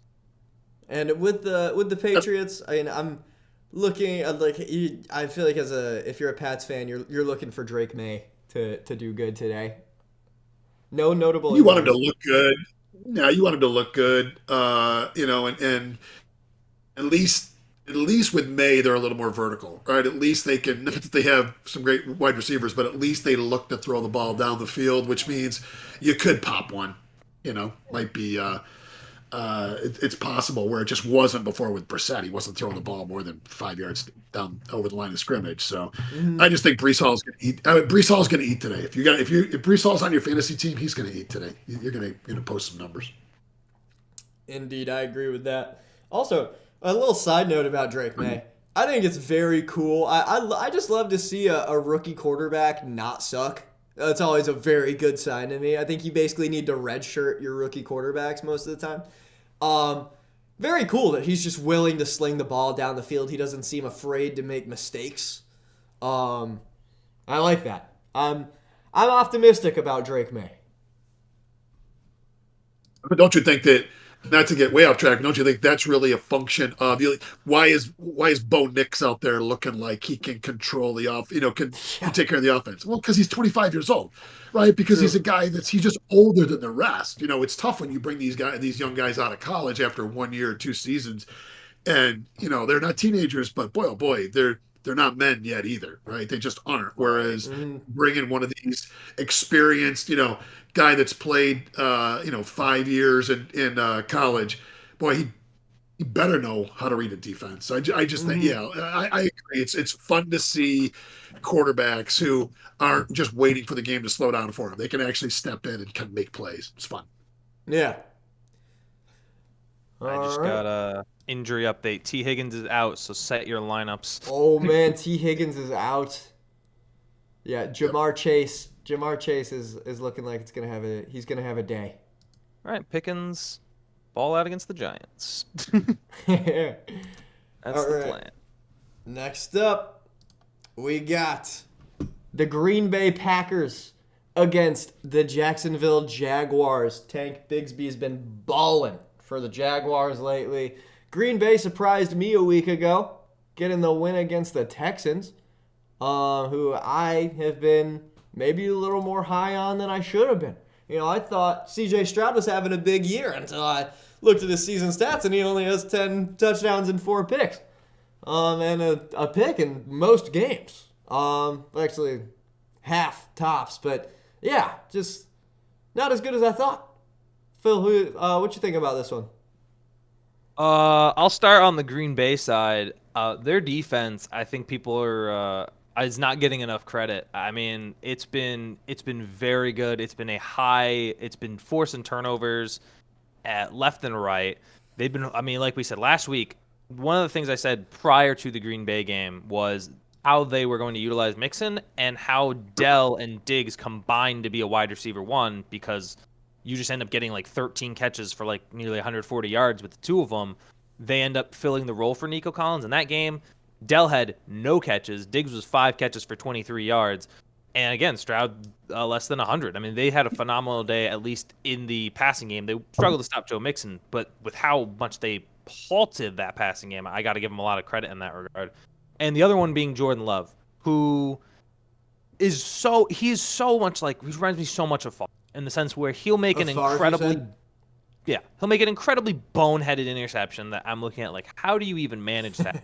And then he'll make like a crazy, unbelievable throw to like Dontavian Wicks or Jaden Reed or Tucker Kraft or whoever. And one of the things is their receiving core has gotten progressively seemingly better. Like I thought it was not one of the best receiving cores.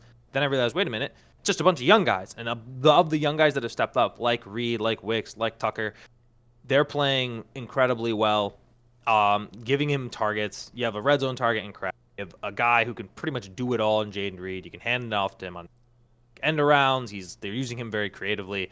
And you also have Dontavian Wicks, who started the season slow, has started to get a lot more opportunities. And that's not to mention you still got Romeo Doubs and Christian Watson.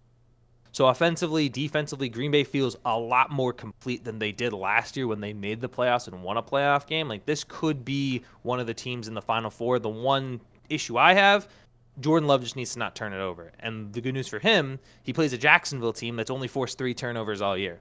So this is this game where I want to see Jordan Love not turn it over. This is, again, a team that is, what is Jacksonville? Jacksonville's got some nice young offensive players, but outside of that, their defense hasn't been great. They have a nice pass rush duo with like Josh Hines-Allen. Like he's a solid pass rusher. I think there was and Trevon Walker's the other one. So they kind of like to have that as a pass rush duo. But we saw Green Bay already play a good pass rush duo in Will Anderson and Danielle Hunter.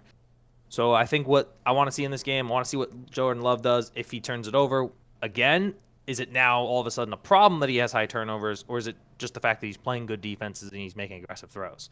And for Jacksonville, I want to see them utilize Tank Bigsby, utilize Brian Thomas Jr. Those are your young guys. That's going to be if that's the future you want, you got to keep using them. You got to keep letting them get reps. I think those are the guys you lead and help Trevor Lawrence. I like it.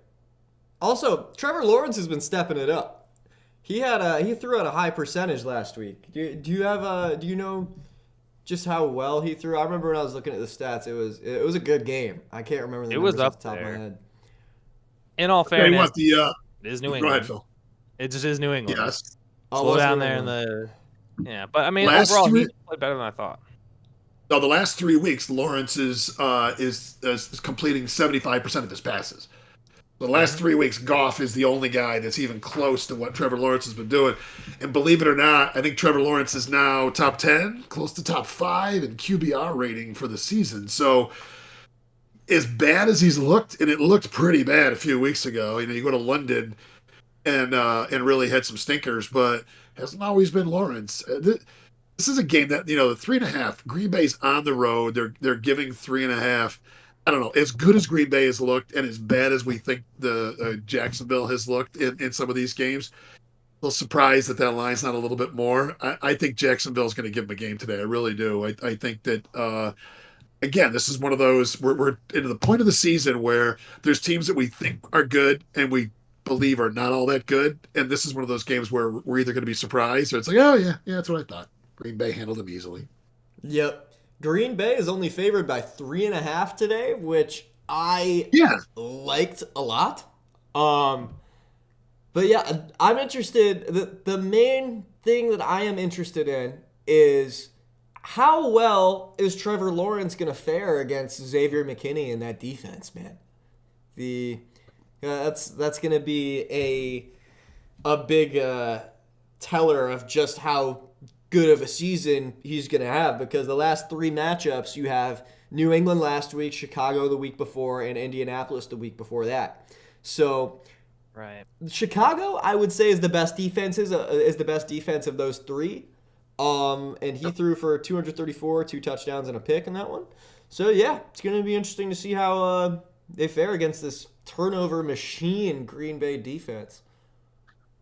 Going to be hot too, right? I mean, not that we're kind of a little ways away from that being a huge factor, but it's going to be hot down there. Green Bay, they're going to have to leave all of their parkas behind when they go down to Jacksonville. Yeah, bust out the sunglasses, baby.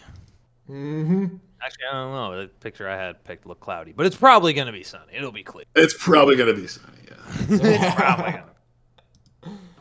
All right. Anything else before we move on? Let's do it. All I got. All right, Baltimore and Cleveland. We've got Lamar Jackson having an actual MVP campaign as opposed to last year, against a now Jameis Winston-led Browns team. Phil, what you got for us? Browns are gonna be the Browns, though, right? Like, we still do. We really think? I don't think it's enough. I like Jameis, and I think Ken Dorsey maybe can inspire a little bit more creativity. But the way Baltimore is playing, I mean, looking at the matchups, I mean, really the matchups that I thought maybe that Cleveland could have a shot at winning is like Njoku and Hamilton, like Kyle Hamilton being the safety for the Ravens. I think that's their best offensive player now, so I expect him to get a lot of targets. We're gonna see Myles Garrett matching up on Ronnie Stanley. I mean, Nick Chubb is going to be in his second game back. We'll see if he's able to a little, more of a pep in his step. He had like under 3 yards per carry last game. To be fair, some of them were goal line carries, but that is the reality that he didn't run very well. I just don't see how Cleveland. We'll see how Cleveland matches up, but I anticipate Baltimore goes in and smokes them.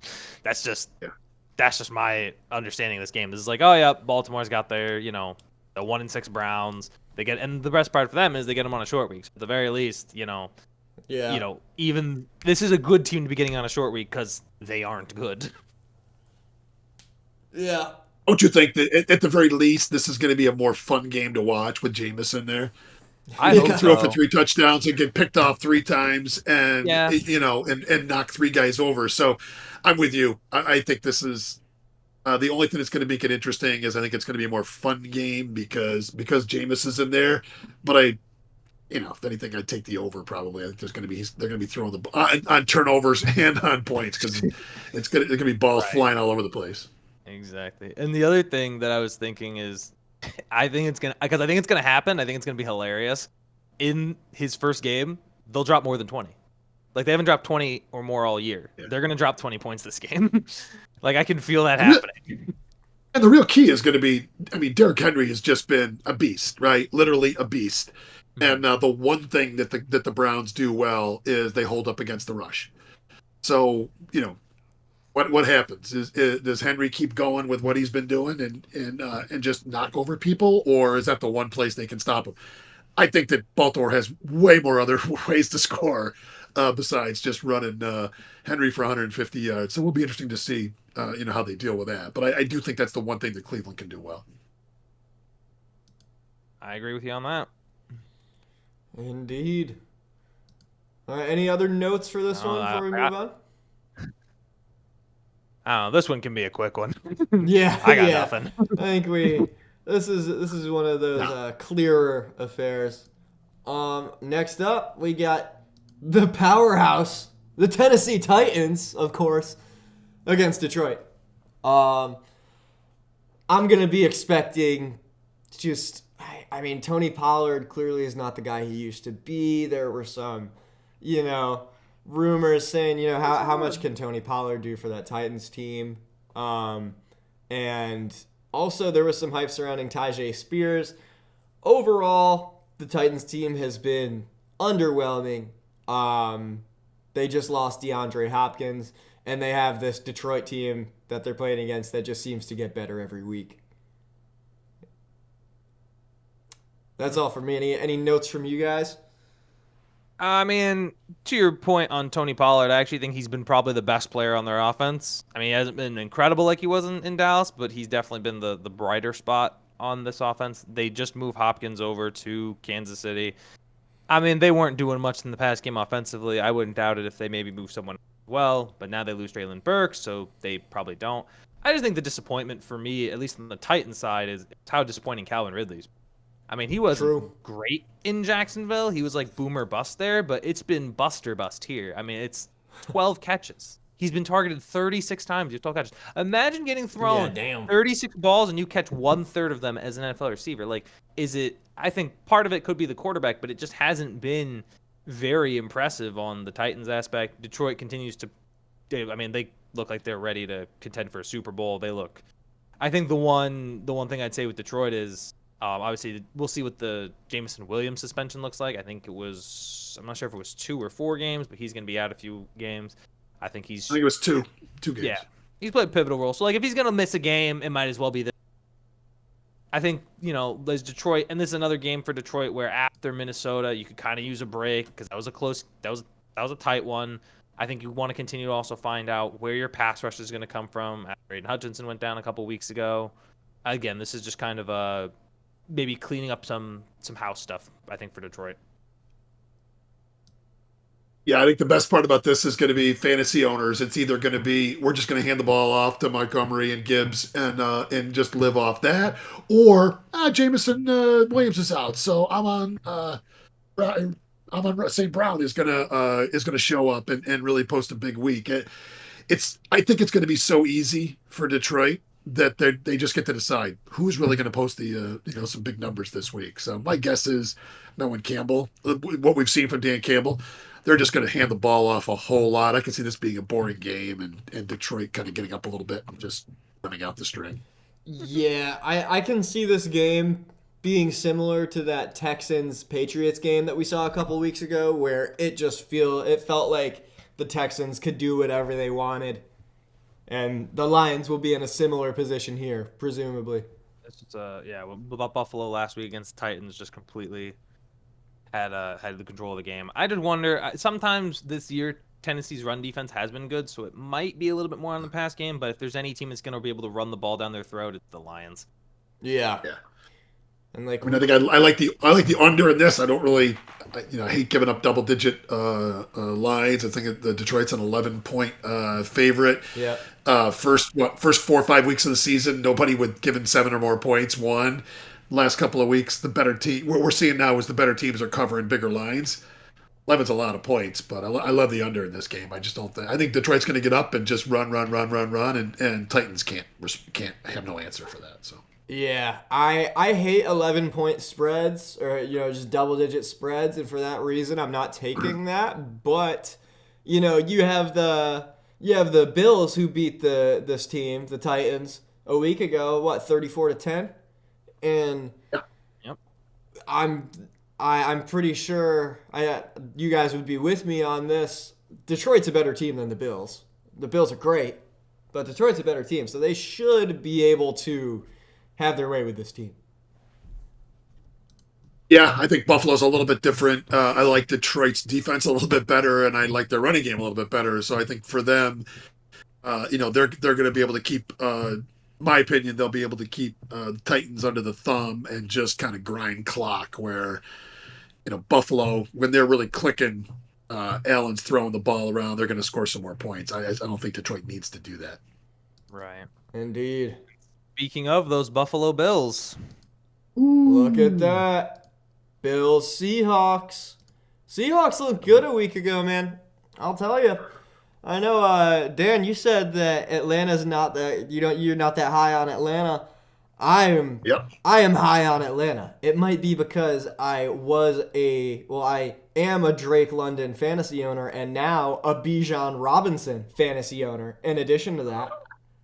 But, this is a Seattle team that was beating themselves. They had Geno Smith, who threw a pick in the clutch a couple weeks ago in a close game that was winnable, ended up losing it because of his unforced errors. And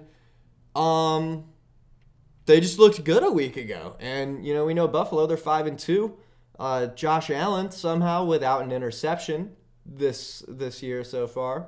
I think it could be because he wasn't slinging the ball down the field. Now they have Amari Cooper, and we're going to be seeing more of that. We'll see how his interception count looks going forward.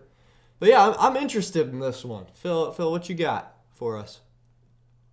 I think finally you get to Amari Cooper's going to have a full week of practice with Josh Allen. I think that's super critical for this offense.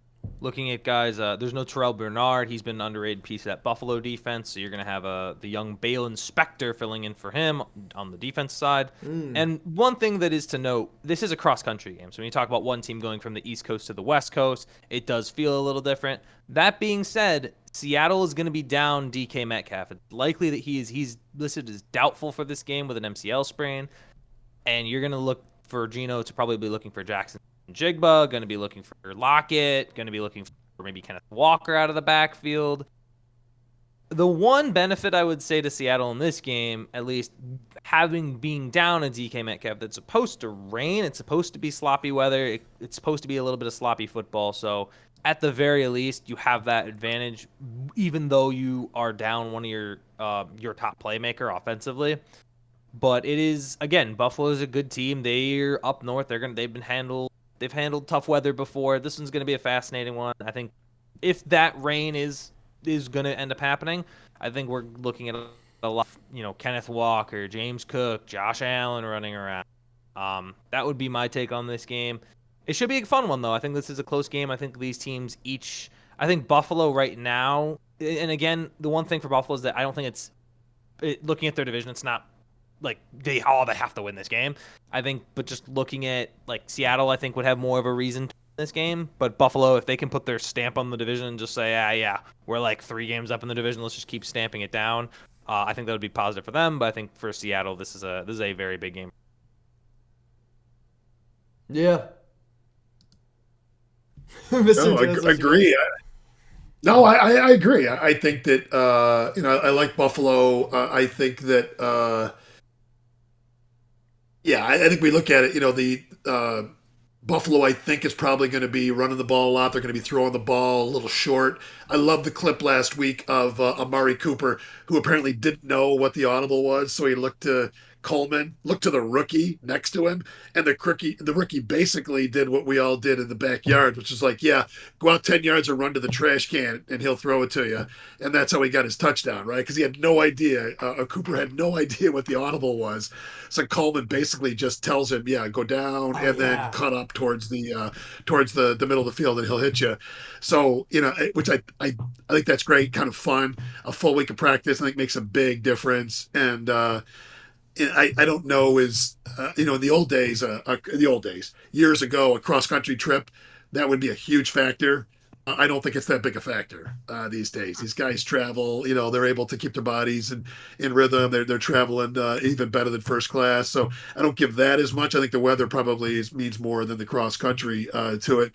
4:30 start, so it's not going to be that much different for Buffalo. They're going to feel like it was an afternoon game. So I do like.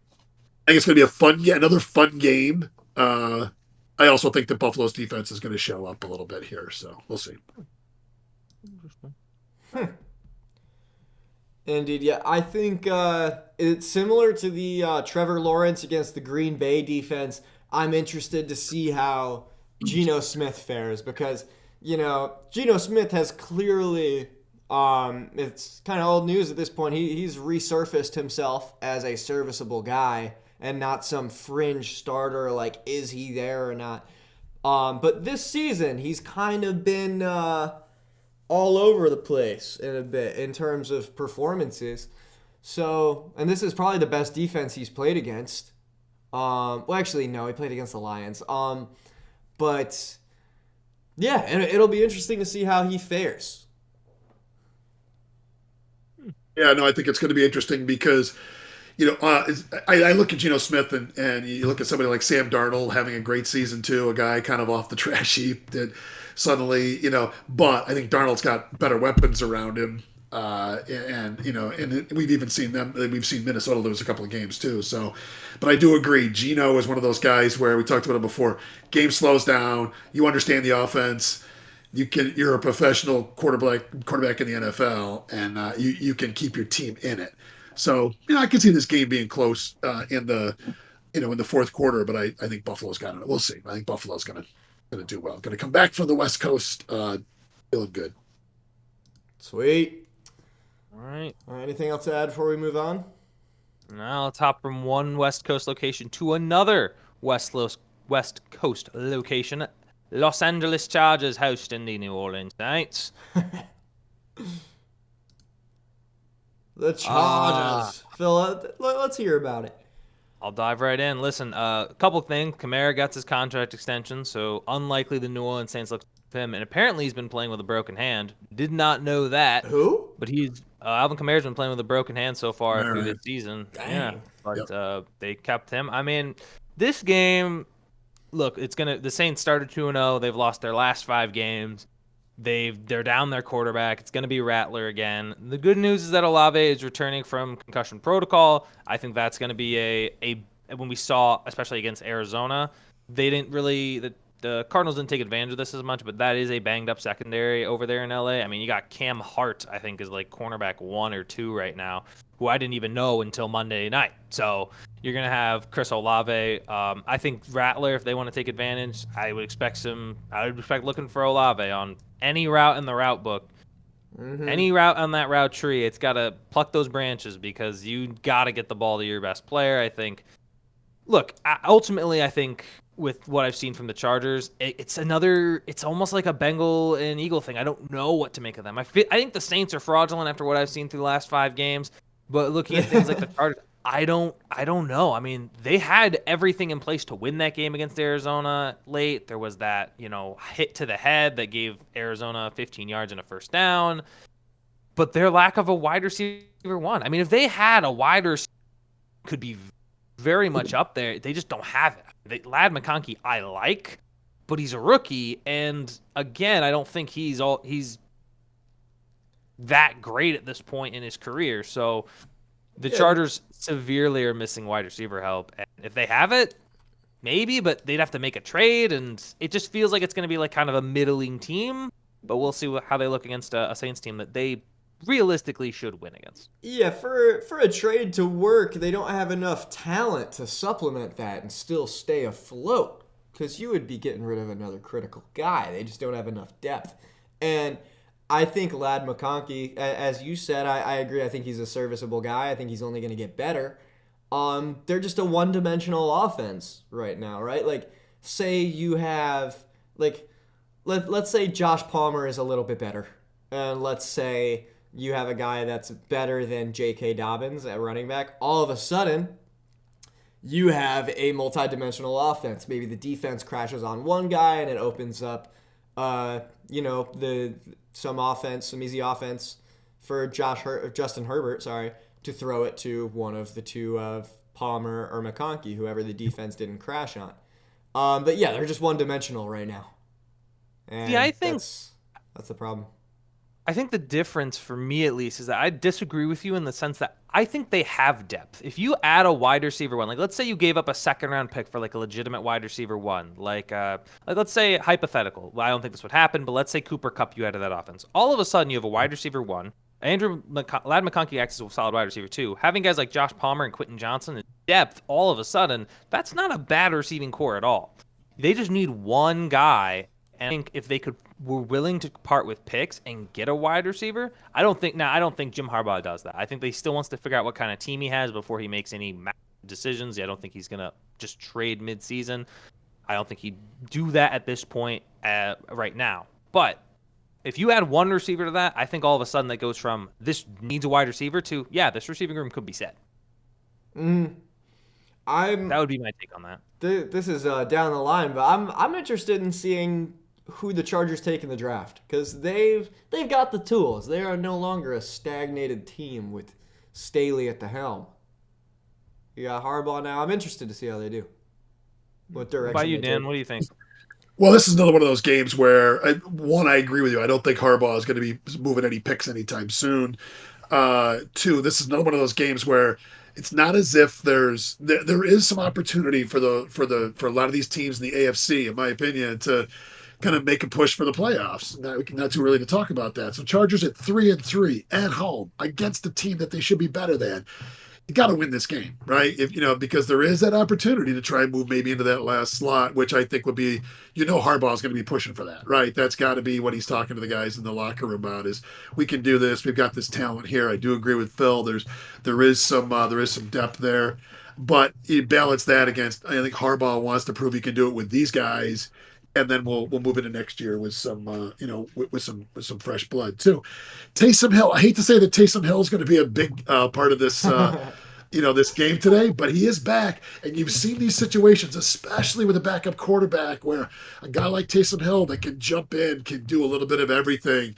If it's a close game, he could be an X factor now that he's somewhat healthy and back. But this is a game where even given the records, Chargers are a better team there at home. They got to win this game. They have to win this game. Indeed. I'm with you. It's kind of crazy. Yeah, like the Chargers, I think, are they are supposed to win this game. They have to win this game. New Orleans dropped 6 straight. That's just a crazy thing because, man, a stat that blew my mind. It's ingrained in my mind. I'll remember it for a long time. The Saints start 2-0, and in that span, I mean, it was the Panthers and the Cowboys that they beat. They outscored them combined 93-29. This fall off has just been crazy. Amazing. Yeah. Any other thoughts before we move on? I'm all set. Let's keep it going. No, we're good. All right, Chicago and Washington. Hopefully we get to see Jaden Daniels play. This is 2 of the most exciting teams in the league for me. I just like watching these guys play. I'm always excited to see how Caleb Williams fares, and Daniels has been a magician. That Washington Commanders defense has been exceeding all expectations. Just 2 fun teams. Phil, what you got? 100%. They have been an incredible offense under Jane Daniels. They're 4th in total offense, 13th in passing, 3rd in rushing, tied for 1st in scoring. For a rookie quarterback to be leading that kind of offense with the expectations that where they were going to be average is really just incredible. It's got the CJ Stroud almost effect as of last year. They're looking for their first 6-2 start since 2008. We got Montez Sweat for Chicago playing against his former team. I think this game really does pivot of, is Jaden Daniels playing? And if he is, what is he going to look like? What is the limit? Are there any limitations? Are they going to be running? Are they saying, hey, don't try to run as much? Are they going to have a certain game plan going in? Because, I mean, Chicago, give them credit. They're 4-2. I like Caleb Williams. Don't get me wrong. I think he's starting to change my mind. But he has played teams like Jacksonville's defense has been not incredible. I've seen Carolina's defense ain't incredible. Like today, you'll be playing against Washington, who have a legitimate offense. If Jaden Daniels goes, I expect this one to be a fun one. I think these guys are going to start slinging it over. If they're allowed to, if Jaden Daniels is allowed to, and if Caleb Williams is going to be letting it rip, I think this could be a fun meeting. Because most of the time, meetings between 1 and 2 picks are usually blowouts. Like the last one I remember, like vividly, was when Mariota and Winston did it in their first game ever as pros. Mariota had 5 touchdown passes, and Jameis threw the ball like 50 times and had 2 picks. Mm-hmm. So hopefully it's one of the good ones. Hopefully it's a good one because that's the one that's in my head, and I hope it's. Yeah, that's what I'm thinking. I love Brian Robinson today. I know you do too. We talked about this last night. I think regardless of whether or not Jaden Daniels plays, if Jaden Daniels does play, he'll get less touches. But you gotta imagine with the injury, Brian Robinson's going to be getting a lot more touches. 100%. I think it's going to be a big running day, regardless of whether Jaden or Mariota plays. What do you think, Dan? I don't think the latest word is. I was just looking at Twitter, X, whatever you want to call it. I don't think Daniels is. Actually, they take that back. They did say the expectation was that Daniels is going to go unless something really bad happens in pregame. So it's going to be a much more fun game if he goes. Funny, you mentioned Mariota. That's who's playing if Daniels doesn't, right? Isn't it? Right. Yeah. And there's a lot of excitement. A lot of excitement last week. Oh, Mariota didn't look that bad. Well, consider who he was playing against. It was Carolina, right? So I mean, yeah. We saw the number 1 picks play. We saw them play for Cleveland, and we saw one play for Washington. Yeah, exactly. So I'm with you. I really hope that he plays. I think that on the flip side, we haven't talked much about Chicago, but Chicago really needs to. This is another questionable defense for Caleb Williams to play against before they start really a gauntlet of some really, really good defenses. So, if Williams is going to rack up another win and keep all the Bears fans happy, this will be the game to do it. So it's a much different game. If Daniels plays, it's going to be a lot of fun. If he doesn't, okay, yeah, just want to watch it to see how well Chicago fares, but. Yeah, right. I'm pretty sure Chicago's favored in this one, which is kind of surprising. That could have changed since you mentioned that Daniels is pretty all but confirmed to play unless some tragedy happens. Bears are -2.5. Yeah, Bears favored by 2.5 in this one. Oh no, I'd changed to -1. -1. Yeah, there you go. So they are saying he's going to play. Still still the favorite, which is interesting. But yeah, that tells you they expect him to Washington's the play. favorite now. Washington's the favorite. It went to -1 Washington, so the spread. Oh, There Washington's you go. favorite now. That's crazy. That's a for a rookie to be changing the spread that much. That's impressive. That's Yeah. impressive. To be doing it. That's a 4-point spread. That's from when it opened. That's amazing. That is incredible. Jaden Daniels is one of my favorite guys in the league this year. He's just been such a treat to watch, man. The it was a pretty viral interview. There were a lot of clips from it because the interviewer, he was doing some tabloid stuff where he was like, "Have you heard MVP chants yet?" or whatever. And but there was this clip where Jaden Daniels explained that he saw that the defense was running man. They were running a no-huddle offense after he completed some pass down the field. He ran past his coach and said, "Hey, they're running man. Let's take a shot down the field." Coach says, "All right." They take a shot down the field. Jaden Daniels goes ahead and does it. And it works out. They score a touchdown. This guy is just awesome. So, whether there is some strategy, where they say, "Hey, Jaden, don't run the ball as much. Don't scramble as much. Just protect yourself." I expect him to follow that plan diligently, and I expect him to do well in that. It's going to be a fun one with these two rookies going against each other. That should be a good one. I agree. All right. I love it. Yeah, this is one to watch. I think that another close game, hopefully, and nobody gets hurt, which you always hope for. And I think there could be a lot of fun to watch this game. I think it's the first time I've ever said I want to watch a Commanders-Bears game. Yeah. That's what makes this season so special, man. It's like what I've been saying to you lately. Like football is better when the Bears are good. They just aren't traditionally good. Same with the Commanders. It's great. All right. All right. All right, next up, we got Kansas City against Las Vegas. I'm sure everybody will be tuning into this one, right? Just kidding. I will be. DeAndre Hopkins. Oh, What do you mean? That's true. DeAndre DeAndre Hopkins is debuting for the Chiefs in this game, and you have the Raiders led by Gardner Minshew. Phil, why did Minshew end up taking back over for O'Connell, and why did they bench him for O'Connell in the first? Oh, O'Connell got hurt. Okay. O'Connell's hurt. Yeah. Yeah, Minshew did not look good in my memory.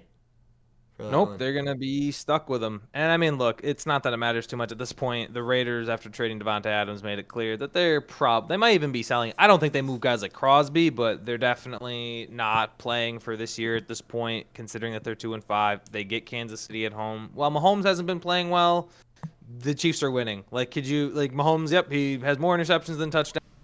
The defense is fine. The run game is good enough. It's all just a high-functioning machine. One cog goes in, comes out. Another cog just goes right in. The machine works just fine. I think what I did just get a report on my phone, Hopkins expected to get significant snaps. So we should be seeing significant dosage of him early. But we'll see where this game goes. I mean, it's the Chiefs. There's only so much you can say. Yeah. Until it's like, oh, heard it last week. Indeed. Yeah, but Phil, wouldn't you say? I'll ask both you guys. Don't you think that the little bit of the surprise this season has been Casey's defense is keeping him, is winning games for him, where in the past it's always it's been the offense and Mahomes. They really haven't had to do that too much because I think the defense has been surprising so far. The Casey's defense has been surprising this season. Yeah, despite losing Snead, you have McDuffie who has been balling, and of course Chris Jones has been there. It is interesting. It's also very frustrating as somebody who's just tired of seeing the Chiefs in the Super Bowl and all that stuff. They look better, man. The Chiefs. I know, but then you watch they pick Kareem Hunt off of the garbage heap and throw him out there, and suddenly he's a fantasy stud and he's getting all sorts of points for him. So, give him credit for. Yeah, I mean, give him credit for being able to recognize talent, and utilize that talent too. For all the talk about Kelsey being washed, he steps up. He stepped up in some big positions for him this season too. So I think the interesting part now is not going to be interesting. The tragic part is going to be with O'Connell on the IR now. I just checked the depth chart. Desmond Ritter is the backup. So Oh if yeah. if Gardner goes down, we're going to get Desmond Ritter again. So proving that anybody can be a backup quarterback in the NFL. You never know who's where. Yeah. I will say to your point, Dan. I'm sorry for cutting up. But You're I gotta good. get this out there. What I'm seeing with Kansas City, and in my opinion, last year that defense still was a huge part of why they even got to that Super Bowl to begin with. I know guys like Kelsey played well, but when you actually break down like against Baltimore, that defense was huge in that AFC Championship game last year, and that defense has continued to be that. So I think this defense was really good last year. I'm just shocked how much of it, I guess, is taking over, because I would still think the Chiefs would have been good on offense. But granted, if this defense was not as good as it was, Kansas City's not 6-0. I'm not shocked that the Correct. defense is good. I'm just saying for how much of responsibility they have to be winning is impressive in that regard. Yeah, agreed. Which, the sad part is, Taff, you said it earlier. It's fun. The league is more fun when Chicago's it has a good team. Mhm. I'm just sick of Kansas. I'm just sick of Kansas City. I mean, to Yeah. me, Kansas City, for whatever reason, maybe I'm the old guy. To me, Kansas City isn't like San Francisco or Dallas or Chicago. It's like I don't know. It's I'm even New England. I don't have the same affection for them as a good team. I can respect good teams, and there's no reason not to respect Kansas City. It's just I don't know. Is they're going to start really? Is Trace who's the right tackle? Smith, right? Trey Smith. They're really going to start calling the fact that he never lines up on the line of scrimmage. I mean, it's the little things. To me, it's like the league wants Kansas City to be good. They need a team at the top there for everybody to shoot at. yeah. I don't know. I don't like that. But I agree. It has its plethora of differences, but to me, it's like rooting against Steph Curry in 2016. Man, it's like yeah, I took the Chiefs one time on FanDuel this year, and it's like there was a flag, and I wasn't stressing about it. I was like, oh, it's all good. It's all good. It's on the other team. Like, Associated with getting a little bit of cash.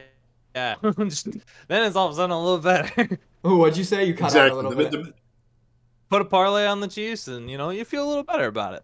You feel better about it. Yeah, you do. Yeah. And Just a tad. like you said earlier, though, it is impressive. Like, and it kind of ties into what I was trying to say about the Chargers a little bit ago. You guys disagreed with it. I was saying like the Chargers don't really have the luxury of trading for a Cooper Kupp or whoever, because they don't have this plethora of talent like teams like the Chiefs, or even teams with just like a little bit more talent than the Chargers do.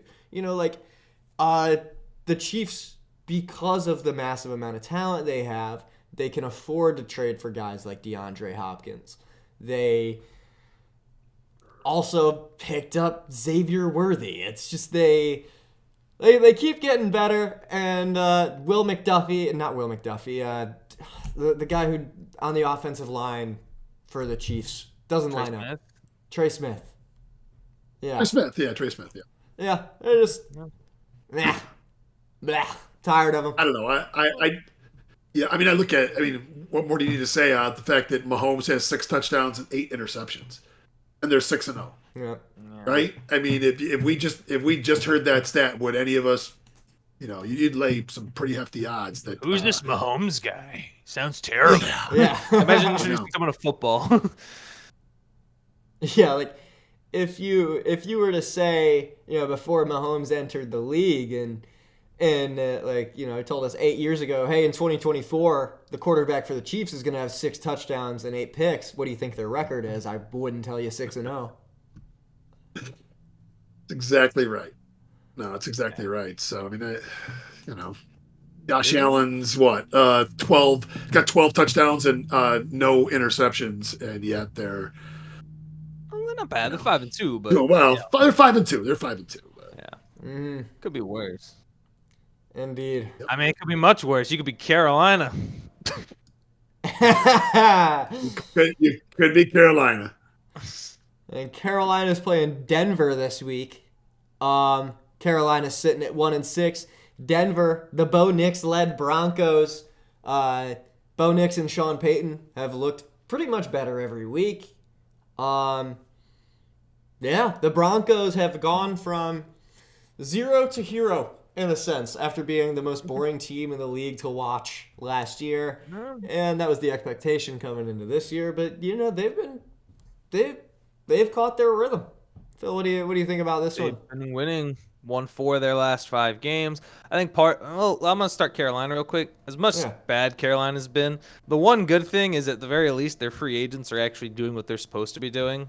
They signed Damian Lewis from Seattle. They brought in Robert Hunt from Miami, and on the offensive line, they're actually not so bad. They're actually like they've allowed the second fewest pressures according to Pro Football Focus. They're like number 1 in pass blocking efficiency. So at least that's a bright side for them, but they still got shredded by Marcus Mariota, so I don't see how that is going to be any different here on the road against Denver. They do have the guy there, Jatavian Sanders, solid tight end. He's a rookie. He's looking more like a pass catcher versus their other guy, Tommy Trump, like a run blocker. yeah. That said, this game should be all Denver. I mean, I know Clowney is going to be back. Bryce Young is starting in place for Andy Dalton. Like this game should probably be all Denver. When we've seen one of the things it's mentioned there in the bullet, the way they've been able to protect Bo Nix and the way his surprising athleticism has actually allowed them to not only get a good ground game, that he's been difficult to sack. They've been able to. He hasn't been perfect. I mean, obviously that New Orleans game, did not look great.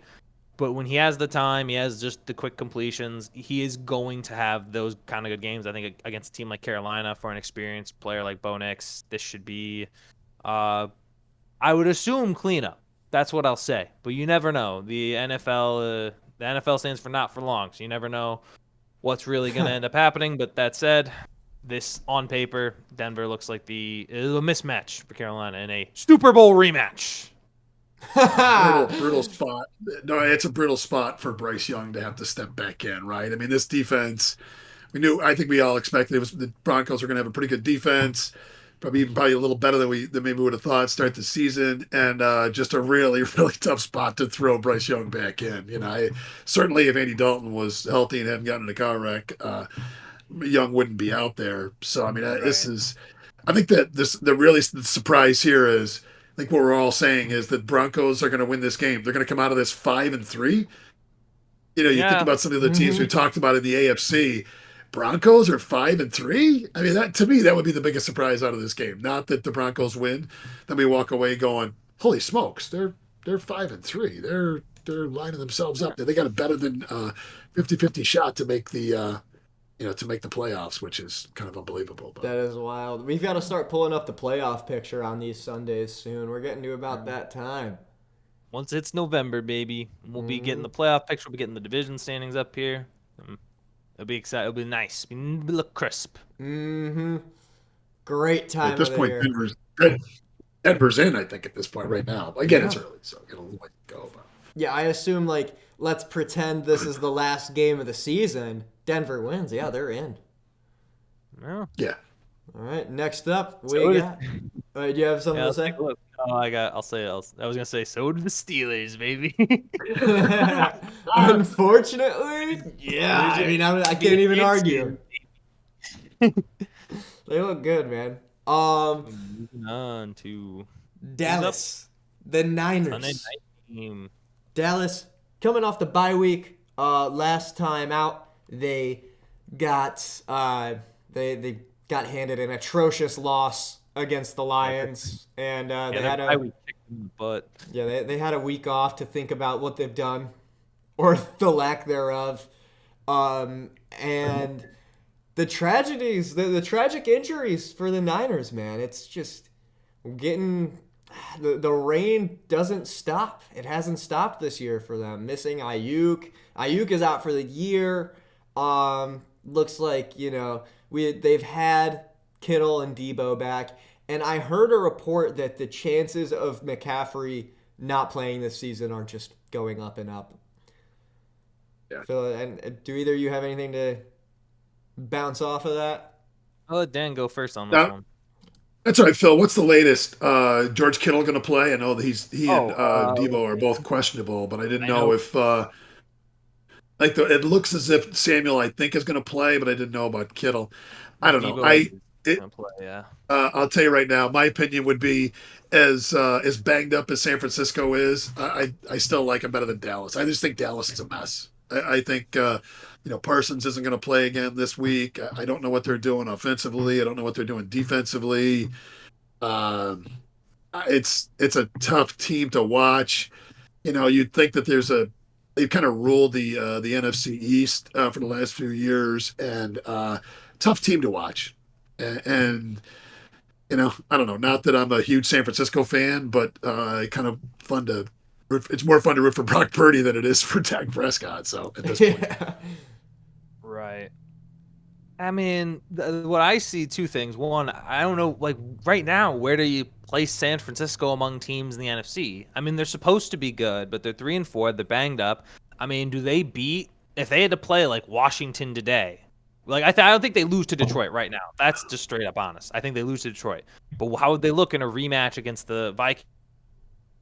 How would they look in? And they lost to the Vikings earlier this year. So like when you look at where they rank in the NFC, are they really even top?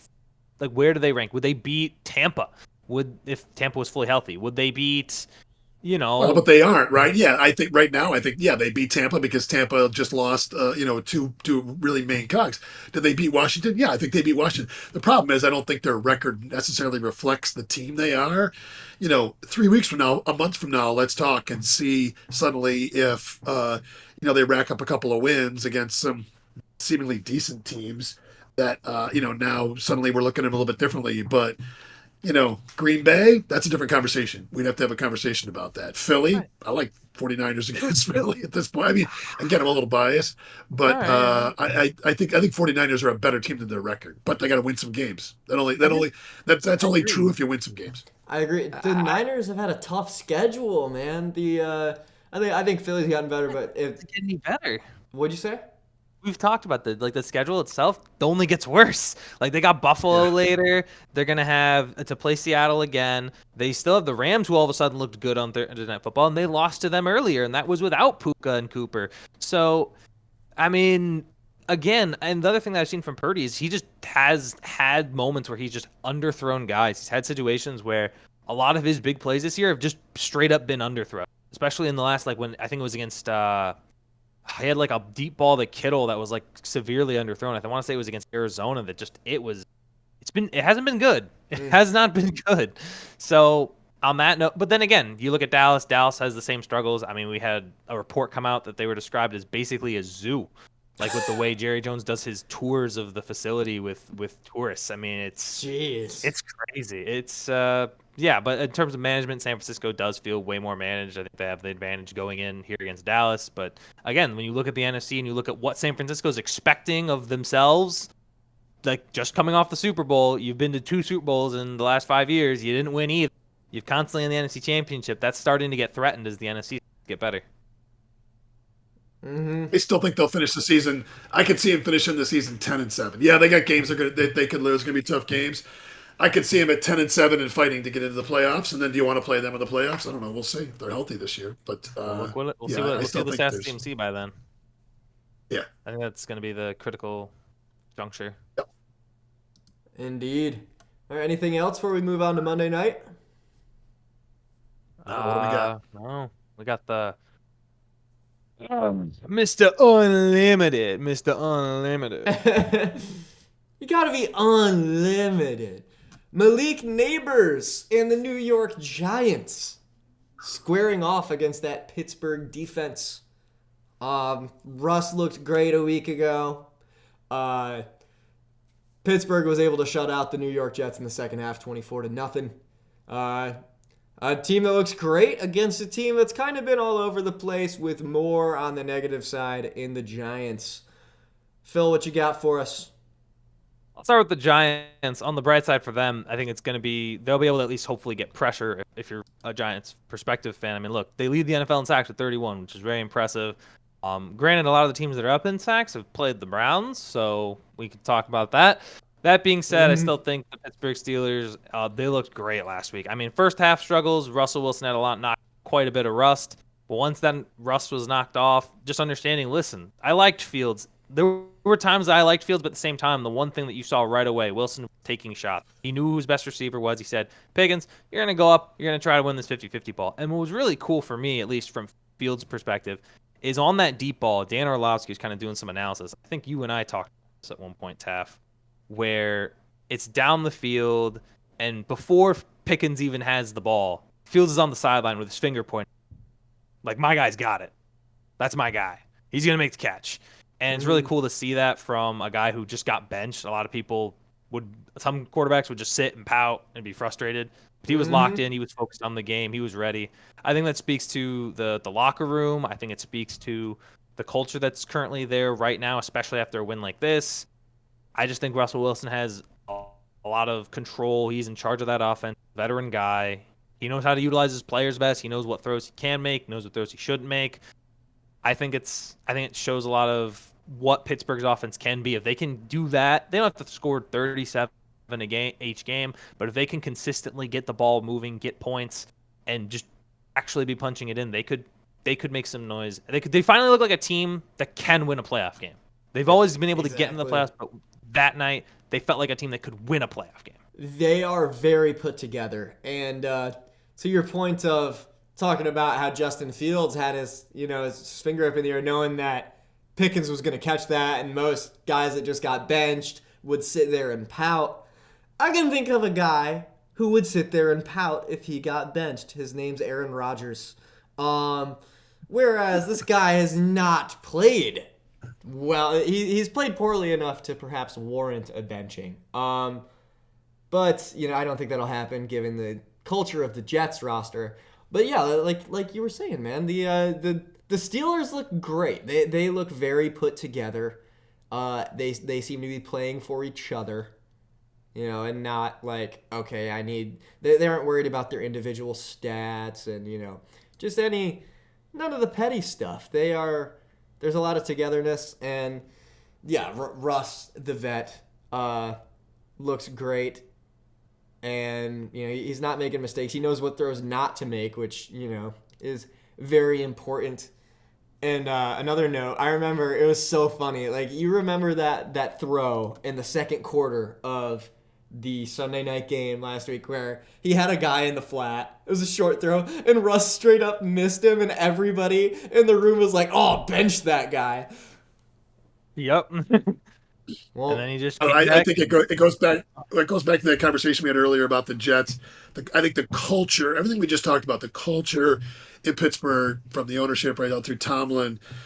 Why is Fields? How is he on the bench that invested in the game? I think because he understands that Wilson's not going to play for 2 or 3 more seasons, so there's an opportunity here. I'll learn, get better. I just think he's got a completely different attitude than he had in Chicago with so much pressure on him, where I just don't see that pressure in Pittsburgh. But I think that all goes back to what kind of culture do you have in the locker room, on the sidelines. And I think that's what you're seeing on the field right now, too. For whatever reason, the Giants have been, at least Daniel Jones has been so much better on the road than he has at home. Maybe less pressure. I don't know. I don't necessarily think on a Monday night prime time in Three River Stadium, in that stadium, is necessarily, there's less pressure on the road than there is at home. A lot of pressure on Monday Night Football. So I don't see how the Giants are going to be able to put up much of a fight in this game. Right, exactly. Hopefully not a trap game like Tomlin always finds a way to do, but I'm not feeling it this time. Not this one. It's the funny part is that, just like we said, can you believe after this week Denver could be what we say 5-3, and we can't believe that they're looking that good. Steelers win on Monday night and they're 6-2. We're all going to go, yeah. I've watched them play. Feels like they could be 6-2, and they are. That's a really good spot to be in.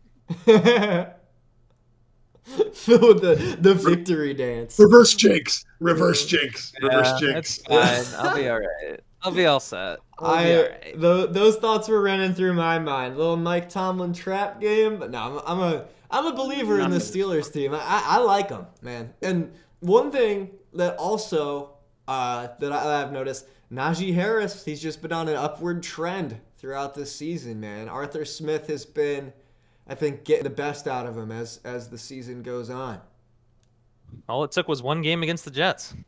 Yeah. right? Everybody gets healthy against the Jets. Everybody gets Man. healthy against the Jets. Need Yeah. to get right. Need to get right. Here we are. Yeah, if you're on the Jets, that MetLife turf will kill you. But man, if you're trying to recover, just visit MetLife Stadium. You'll feel like a new man. That's true. That is true. All right, now we have our picks of the week. Also, before we get into that, remember to join the Discord. You can talk to us. You can get on the show. You can call in. And also, anything else. It's just a big old chat room with a bunch of like-minded people just enjoying themselves. And then also, we've got the email, primetimewithtafandphil@gmail.com. Instagram, primetimewithtafandphil. We're posting memes and stuff now. Player edits, highlights from all of our content, and whatever else comes to mind. And then, of course, the YouTube where you can find the podcast and whatever videos we're uploading. So yeah, check that out. Oh, and also, don't forget to like and or subscribe if you're liking what we do. It's completely free. And yeah, let's get into this. Here we go. We got 25 minutes before game starts, so let's get to these locks. Right. Let's get to these do locks. it. Let's lock it in. Here we go. Number one. We got 2 locks for you.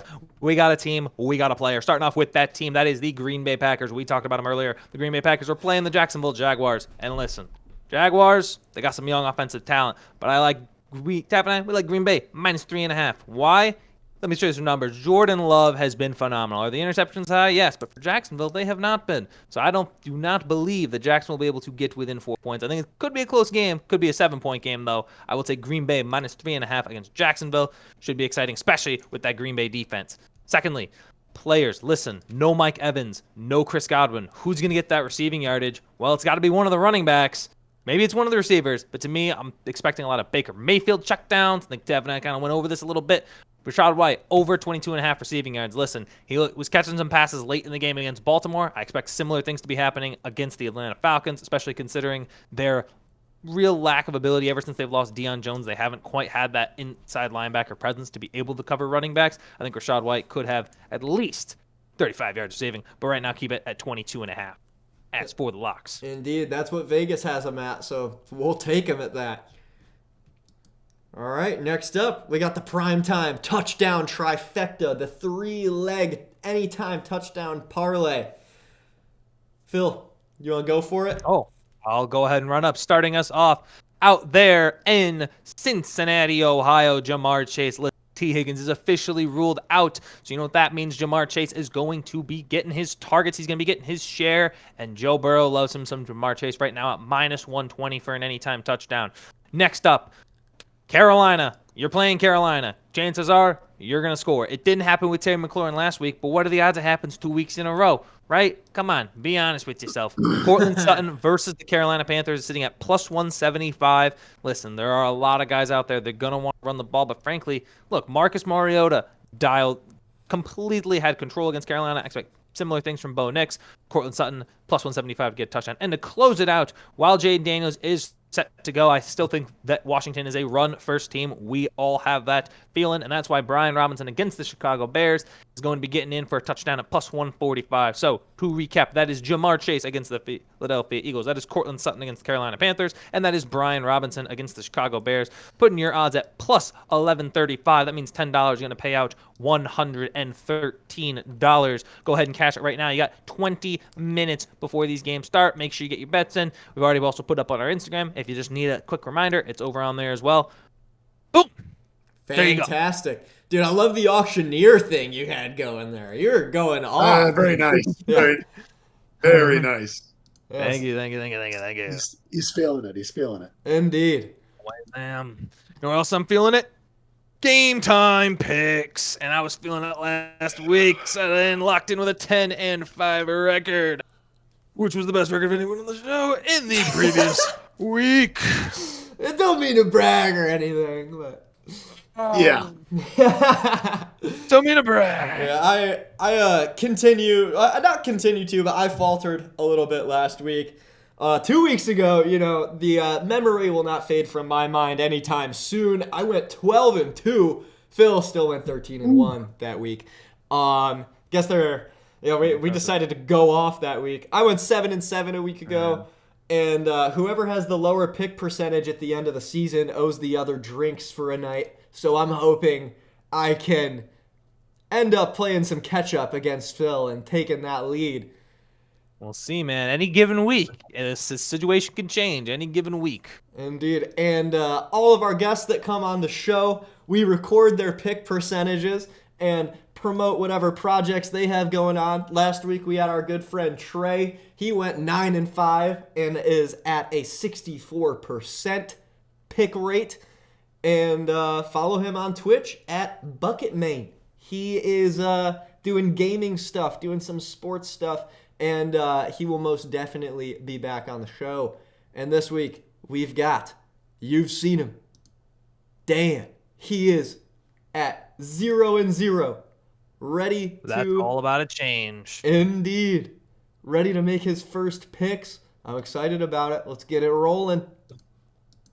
All right, first up, Packers Jags. Who we got, Dan? I'm taking the upset. I love Trevor Lawrence here. He's going to continue his run. I'm taking even though Phil did it as a lock, I'm taking the 3.5 points. I'll take the points.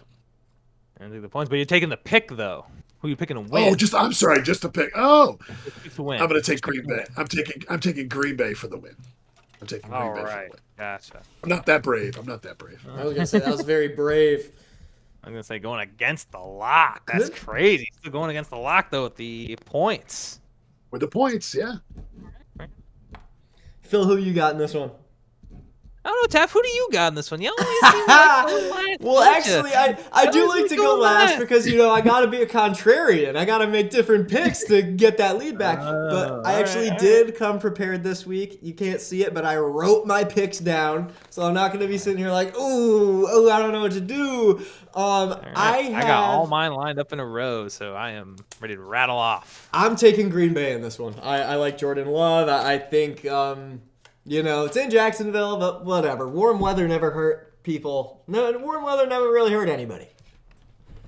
I like Green Bay. Ever heard of sunburn? Oh, yeah, but you can play football. All right. Fair enough. So Packers over Jags all the way around. Packers over Jags all the way around. All righty. Next up, we got Cardinals Dolphins. Dan's team. Who you got, Dan? Tua's back. I'm taking Miami.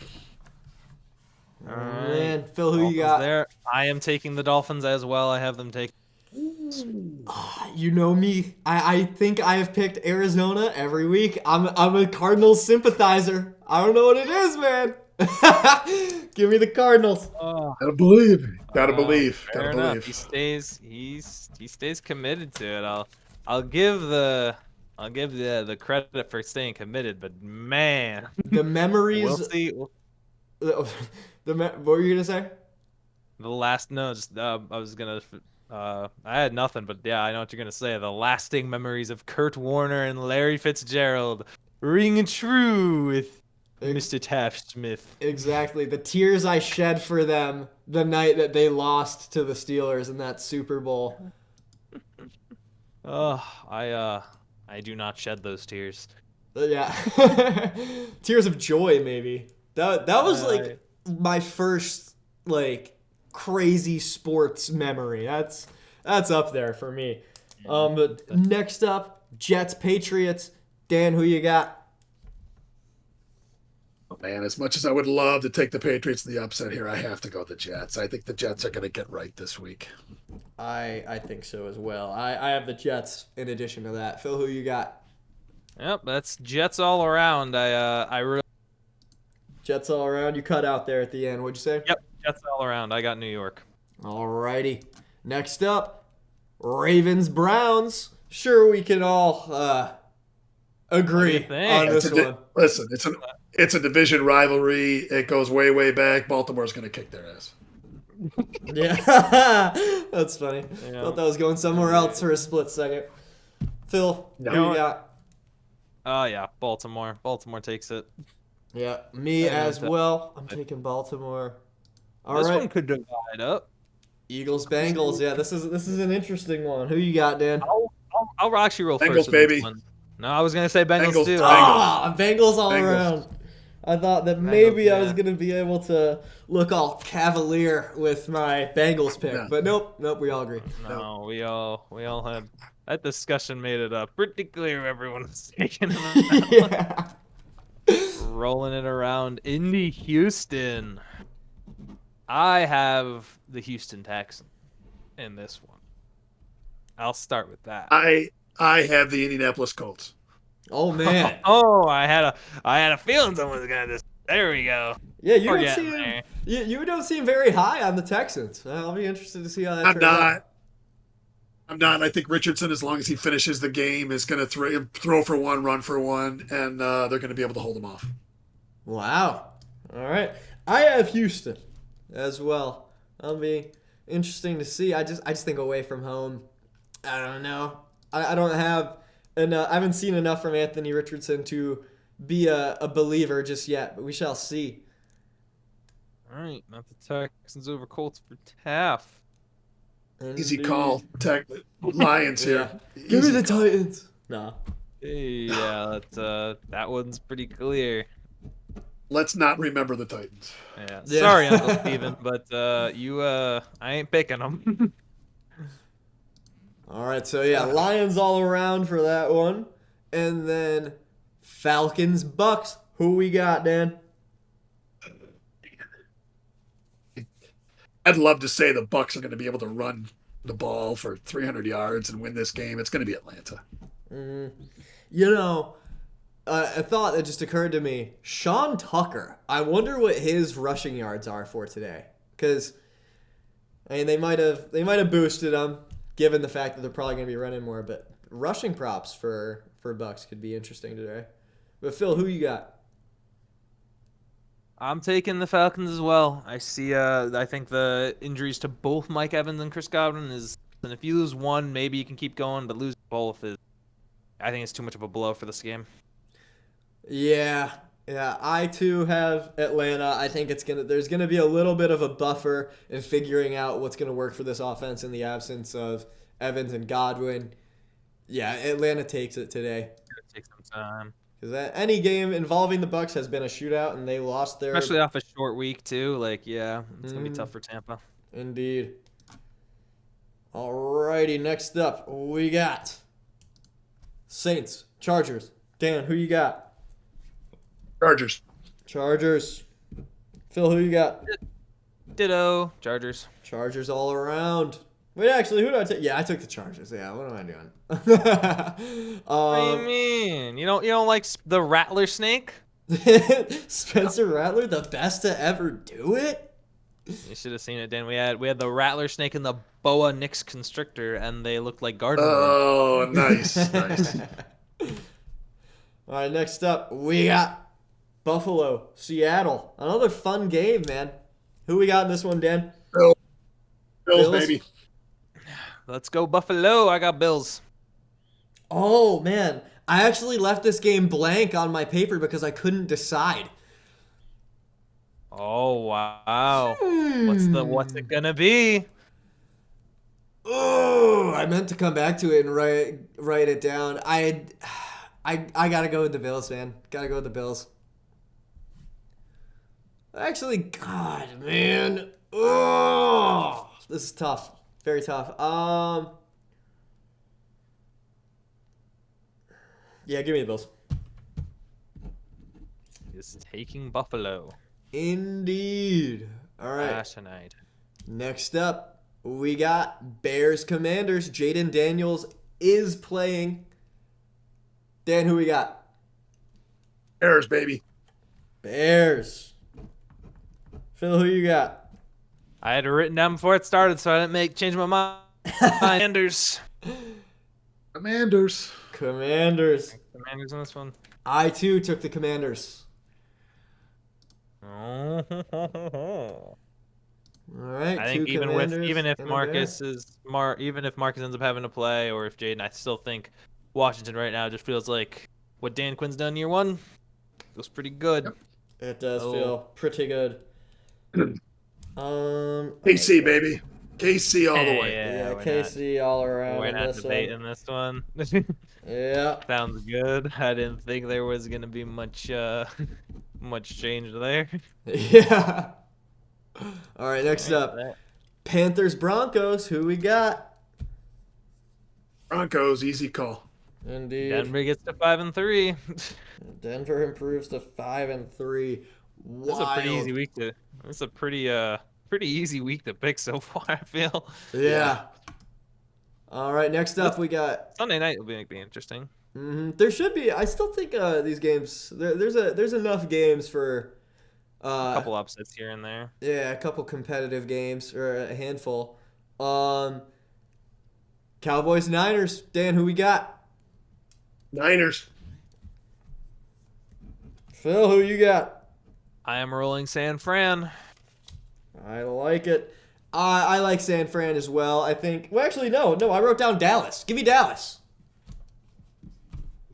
All right, taking the Cowboys over the 49ers. Yeah.